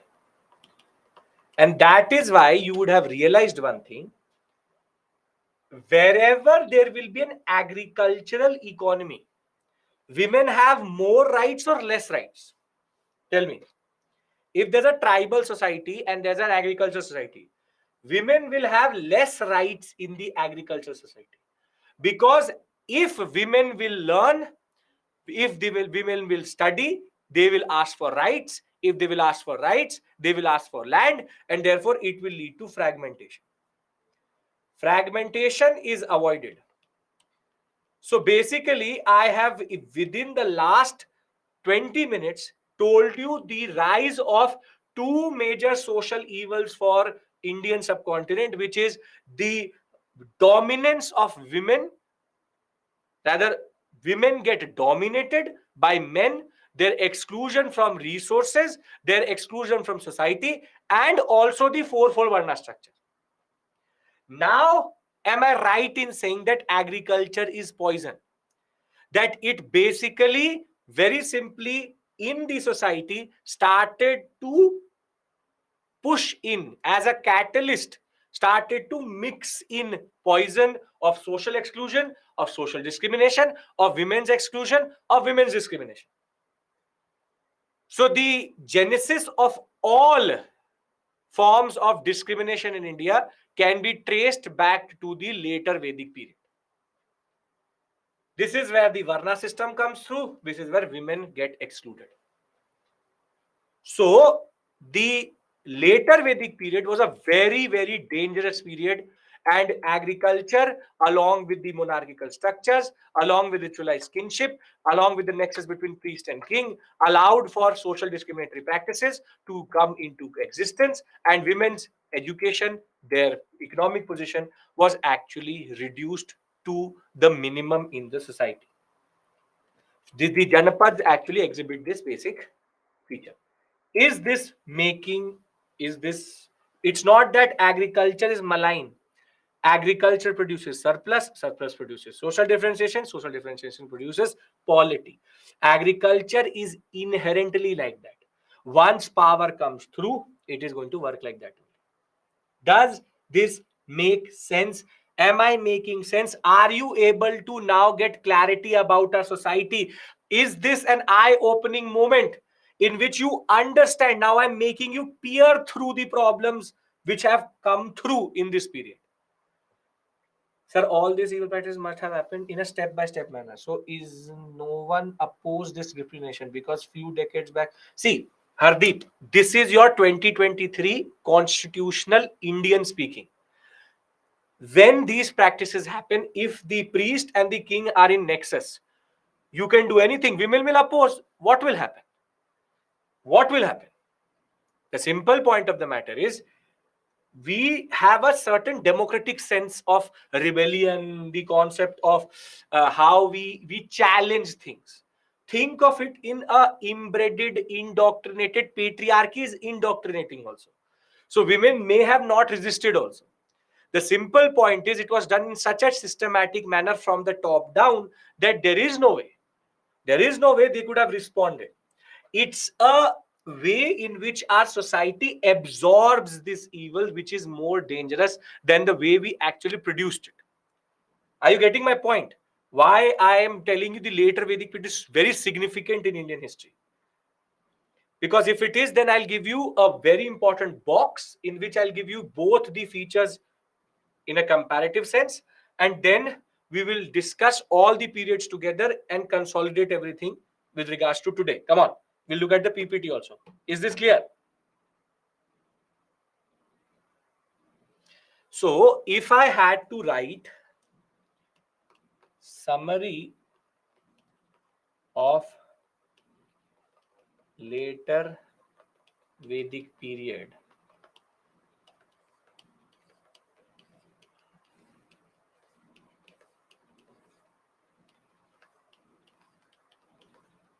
Okay.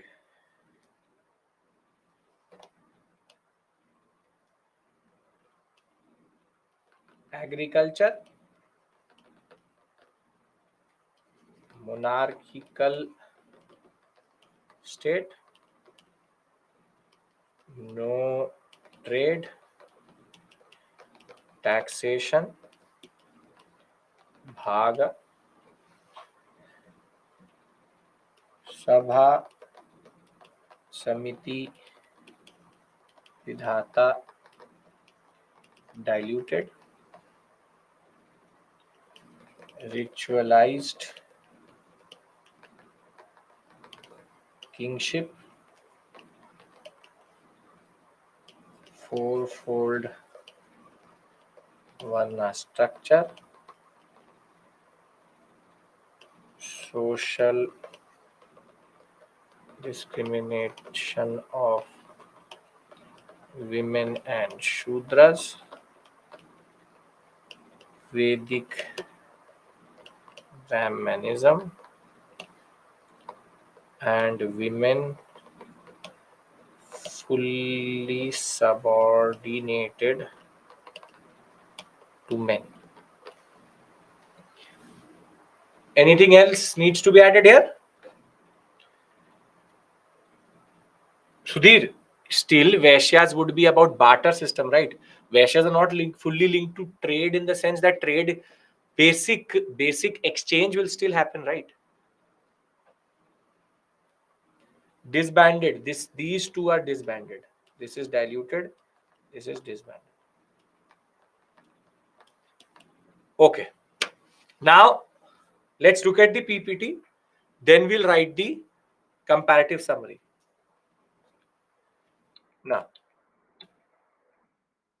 let's talk about the later Vedic period. Emergence of Imanshu. The first term is a much larger term, includes everyone. Emergence of monarchical structures. Later Vedic texts talk about from tribal polity to lineage based territorial state. Lineage based means it is hereditary. I can add this point here also. 11, hereditary kingship. Right. Now, Rajan is now not the leader of the who protects the cattle. He is the leader in battle, protector of the people, Brahmana, and settlements. He is the custodian of social order. Hierarchical, hereditary kingship emerges at this point of time. There is also ritualized kingship, Ashwamedh, Vajpayee, and Rajsuya sacrifice. Vidhata completely disappears. Sabha and Samiti continue to hold ground for certain period. However, the character changes and Samiti is later disbanded. Now the members of the Sabha are nominated or chosen by the king.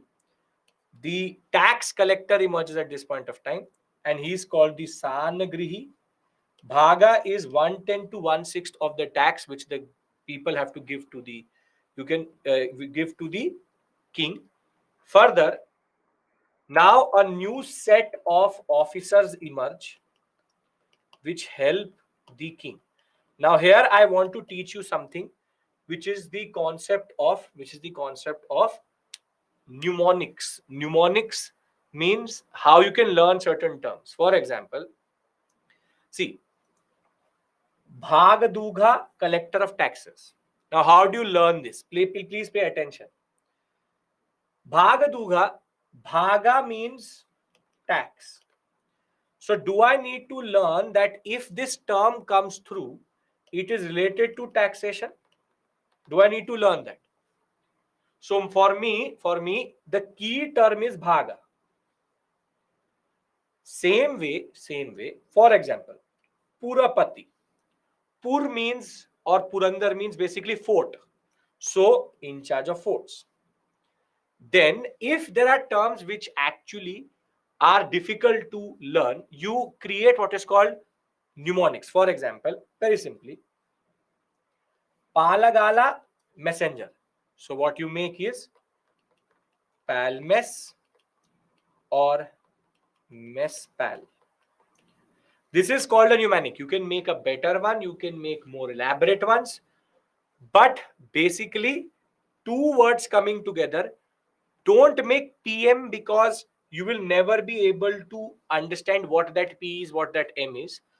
So, very simply, for example, Purfo or Purfor, which is Purandar Fort. Same way, Suta is a chronicle who writes the stories of that period. Sut Crow. You can make better. I'm just showing you. Simple point is Krosut is a better one. Very simply, this will help you learn them. And what you do is that in that 15 minutes rule, you learn the acronym in the morning and go and revise in the evening that you remember the name of the two acronym parts. Not all of them are important, but I'm marking the ones which you should know as of right now. You need to know Bhagaduga, you need to know Suta, you need to know the Purapati, then Sthapati, which is governor, and the games cow, no, not cowpen, Mashihi, which is chief queen. One, two, three, four, Pam, whatever. See, don't make it too small that you don't know what that M is. Try to understand this. If you will make it PM or Pam, Mapa, the problem is that you don't know that Ma and Pa what it means. At least take 3 to 4 words. That will help you. Right? You can make as many as possible. It is totally on you. Your creativity matters. Now, economically, what we see also is that agriculture emerges, but I can add to it a very important point which I took for granted, but I can add to it, which is use of iron. Use of iron. Iron will be used, Hardeep, that is the double-edged sword, because it also gives you knowledge but also perpetuates a certain type of society in that regard. So we can, yeah, use of iron. We again have multiple terms for different types of grains which they were eating. Land was occupied by extended family. Clan seems to be important. Household is basic unit of labor. Basically, labor is nothing but household members. Concentration of wealth in one hand. Vedic texts talk about artisans also. So there are still artisans, which are basically the Vaishya community. Wagons were drawn by oxen, were basically used to transport basic things in and out. Chariots we already know about. Boats also we know. Exchange still via barter, no concept of coinage. Now there were different types of lands which emerge. Kshetra is the most fertile land. Thereafter you have the Kapatashara, which is pasture. Kila is still till today used as a word for wasteland. And Apaharta is nothing but forest land. You can learn this. Can you explain clan? Clan, Sudhir. See, uh, Kul is actually clan. When you are related by kinship ties, it basically is clan. Clan, like a certain uh, father, mother, brother, you have an extended family. In India, you used to have 50, 60 members in the same family. That is one clan in a way, if you want to say that. But clan meaning changes over period of time. Does it make sense? The whole family is a kul. That way, yes, it can be called a clan. Kinship ties is the word which is very important here. Kinship ties. Okay. When we talk about society, crystallization of Varna system, social discrimination, subordination of women, marriage was very important for the concept of patrilineality. Relationship between husband and wife now becomes a hierarchical relationship, the way it is for father and son. Women were increasingly identified with the relationship with men, and there is more association with wifehood and motherhood. The Grihapati had control over the women also and the resources generally. So before we do this 6th century BC, I want to very simply consolidate everything till this point. Can I give you a comparative analysis? This is what you will learn for the examination, and it will help you answer all forms of question. Yes? Okay. Everybody is following me till this point. I hope that you're finding this interesting. Everything which I taught you today is giving you an insight into Indian society today. Therefore, it will also help you in social issues and writing better essays. Right. Okay. Now,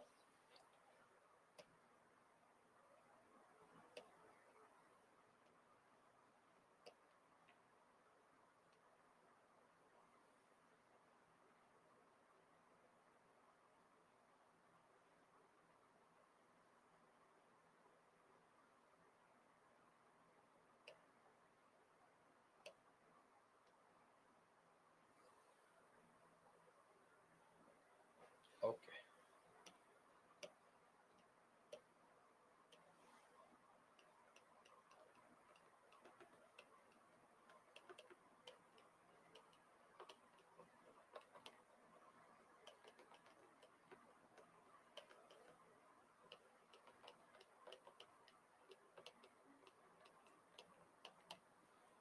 Okay. Now,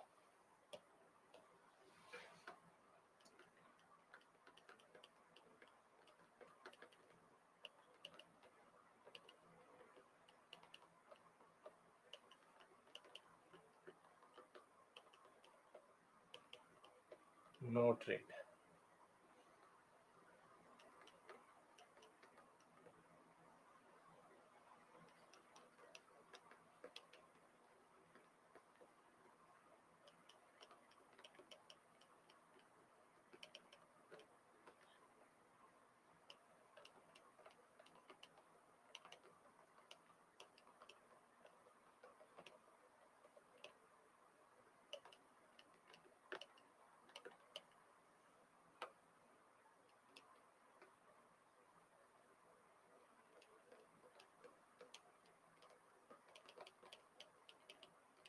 Vidhata.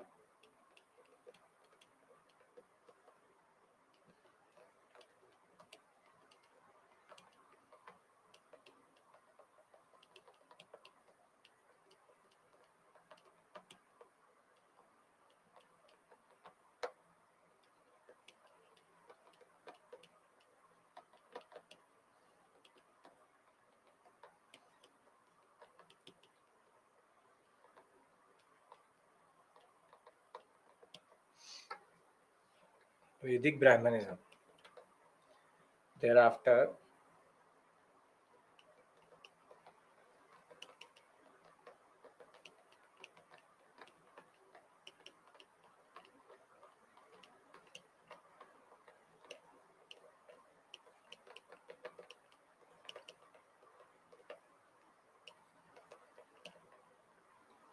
here you have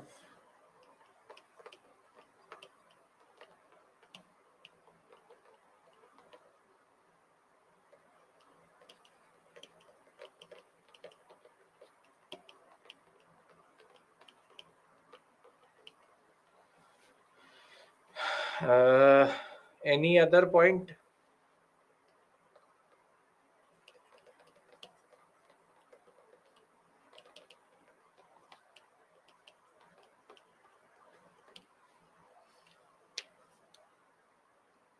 Women's point is left.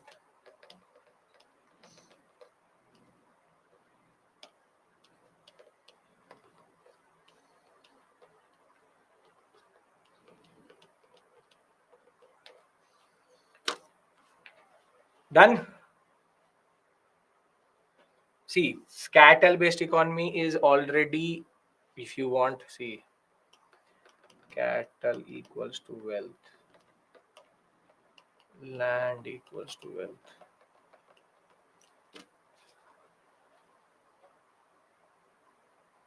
Bali is there, but I don't call it a tax, it's a voluntary offering. Dasa Dasi in both.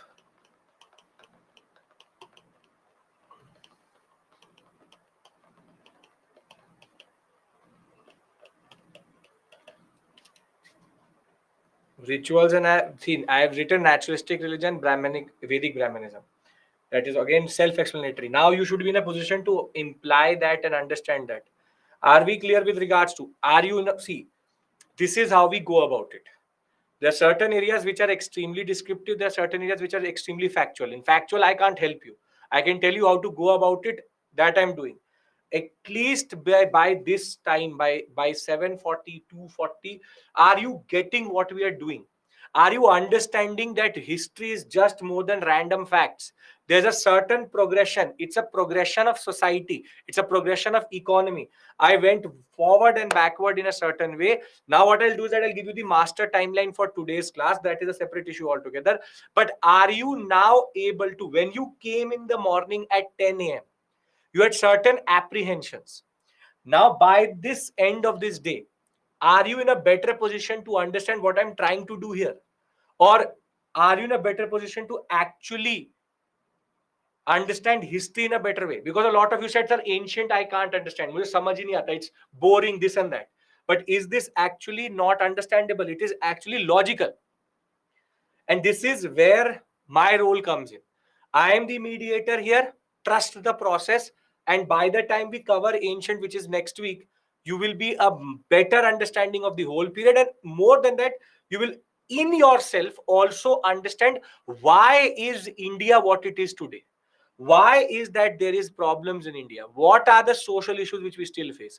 Basically, today in this class itself, I've told you the genesis of early political structures in India, and also I've told you the genesis of the concept of social discrimination and social exclusionary practices generally and women's domination. Can we say that India today does not have women's related issues, or women have equal right as men, or equally have given the same position? No. That is why this discussion is relevant, because still these things persist. Shushmita, what you do is that you go through the PPT first, then you go to the RS, to then do the NCRT, consolidate, and if you get time, then RS Sharma. Okay. Now, before I go into the summary for this class, something, just because there is nothing to really teach there. See, in the later Vedic period,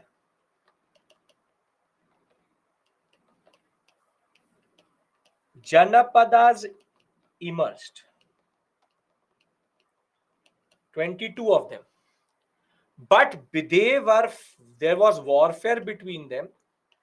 And by the 6th century BCE, which would be the period between 500 to 400 BCE, there emerges, we'll keep it even more open, we'll take it 600 to 400, there emerge 16 Mahajanapadas. Mahajanpadas means that basically there was a process of consolidation. There's a process of consolidation, which is the concept of creation of 16 Mahajanpadas. One more thing which started in the later Vedic period was that during the 6th century BC, there is emergence and consolidation of 16 Mahajanapadas. This period is also called second urbanization, because trade will again emerge. But the most important concept, if there is agriculture and if there is iron, what will automatically happen in India? Come on, you know the answer to it. It is related to the Indus Valley civilization. As soon as there will be agriculture and there is availability of iron, what will happen to the geography of civilizations in India? Deforestation. But what is the concept is eastward expansion. That agriculture will, through iron implements, clear the forest. And the Doab region, Doab basically means, Ab means water, Do matlab do, between two waters, basically between Ganga and Yamuna. This is the alluvial plains of India, which had eluded the Indus Valley civilization. With eastward expansion, surplus production, more and more state formation, the rise of Mahajanpadas was basically a process of consolidation of whatever started in the later Vedic period. Now, I will not introduce this concept to you today, but very simply, I'll show you the geography. What I mean to say is that you see that there is a eastward expansion of the Indian subcontinental political concept, because they're able to now control this area which had eluded them previously. This is the concept where I'll pick up on next Saturday. I will discuss. There's nothing to teach actually. I have to just tell you the northernmost, southernmost, and then give you this basic summary of their what is their nature. But I'm just telling you that what we start next week is called 6th century BC. We will discuss Mahajanpadas, we'll discuss Magad, and then we'll go into Buddhism, Jainism, and then come back to political, which is Mauryas. But the point is that the later Vedic period, in a way, introduced a certain dynamism in the Indian subcontinent, which led to eastward expansion, and that in turn led to second urbanization and emergence of 16 Mahajanpadas. Right? So, don't say that everything starts from Ukraine. Don't say that. That is a very simplistic understanding. Now, can I give you the master summary for today and we can end for today? Okay. Now, this is what we have done today, and thereafter we will stop for today generally.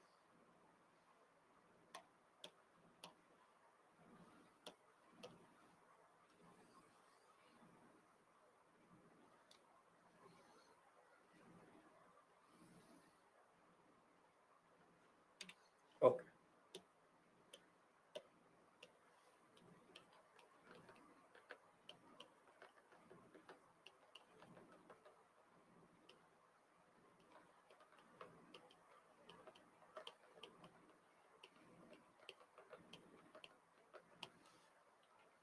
22 Mahajanpadas to 16. Internal consolidation fighting.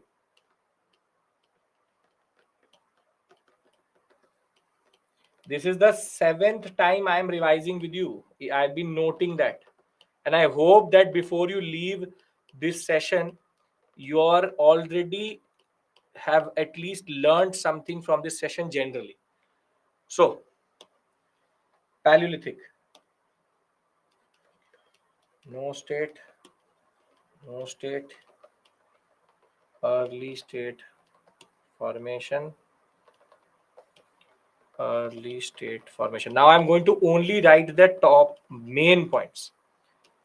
No tax, no tax, no tax, no tax. Hunting and gathering, hunting and gathering plus domestication of animals, microliths, fire, agriculture, surplus, rituals, complex society, simple society, simple society.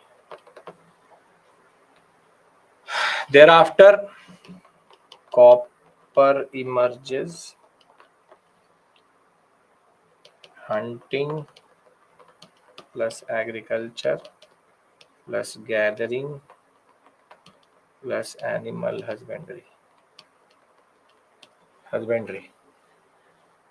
Thereafter, anything else which we can add? Fire is here, no state, domestication of animals, agriculture, complex society, microliths, rituals. Yes, this is more or less done. Anybody has any issue here? Come on. Come on.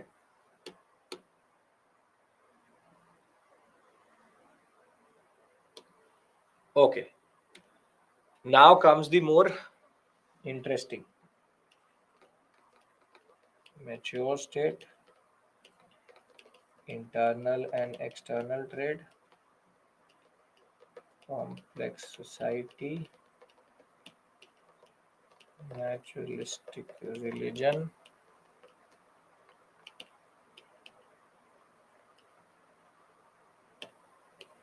writing, and first urbanization, town planning, no taxation. Now, early Vedic, pastoralist, tribal polity, egalitarian, no taxation, women more or less equal to men. Then you have cattle as wealth, Sabha, Samiti, Vidhata, no trade, no currency, no currency. Now, later Vedic, agriculture, hereditary, territorial kingship, taxation. Thereafter, iron use, women subordinated to men, land as wealth, only Sabha, no trade, Vedic Brahmanism, fourfold Varna. Okay, now does the whole story of today make sense? And if you realize we started at 2 million BCE, I brought you to 2600 BCE, then I brought you to 1500 BCE, and now we are standing at 600 to 500 BCE. So we have traversed close to 20 lakh years today. So I hope that by next week, Saturday, you will be in a position to make this yourself. I will start the class with this. We will be doing the on Saturday and Sunday. We will do Mahajanpadas. Then a very favorite topic, Buddhism and Jainism, along with Ajivikas. Then Mauryas. This will be for Saturday. Sunday, we will be discussing post Maurya, Gupta, post Gupta, and by next Sunday, we will finish ancient. Right? So, your homework is going to be that between today and next Saturday, you will keep on revising. Revise, and I just want you to look at these slides. That's it. Can you do this much? Right? If I'm asking anything extraordinary, I'm asking anything which is unreasonable. No. If you even revise on Friday, sit for 1 hour and go through the slides, it will make sense to you. So if you don't have a question, thank you so much for being here. It's been a long day. Thank you for your patience. I hope everything is making sense. I hope you are finding this fruitful. And very simply, this is the way we are going to cover ancient medieval art and culture. In art and culture, we'll make it more visual. I will make you listen to music. We will looking at pictures. We'll be doing other things there. Here it's more factual. So we are trying to do it in a conceptual manner. So thank you. Take care. If you don't have a question, See you next Saturday. Have a very productive weekday, and please do revise. And I hope that by Wednesday and by the next Saturday, I would be congratulating all of us for ISRO for landing the Chandrayaan 3 rover and making history for reaching the south pole of the moon. Luna 25 is destroyed, and we are now on the verge of making history. So much, much, much bigger than World Cups, much more important for you and me. So let's hope that I give you good news or you share good news with me. So thank you. Take care. Do watch on Wednesday as a UPSC aspirant. You should closely follow what happens to Chandrayaan 3. Very, very important generally. Yes? Okay. So I will see you on next Saturday. Thank you. If you don't have a question, you can leave the session. No issues at all. Do the PPTs, then the NCRTs. Consolidate in that manner. Great. Okay. Bye bye. See you. Rafia, you wanted to call. I'm taking your call if you want to try.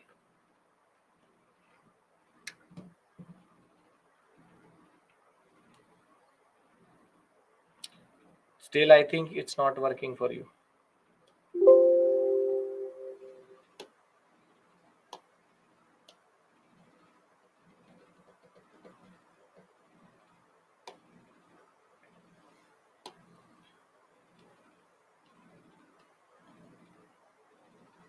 Okay. See you.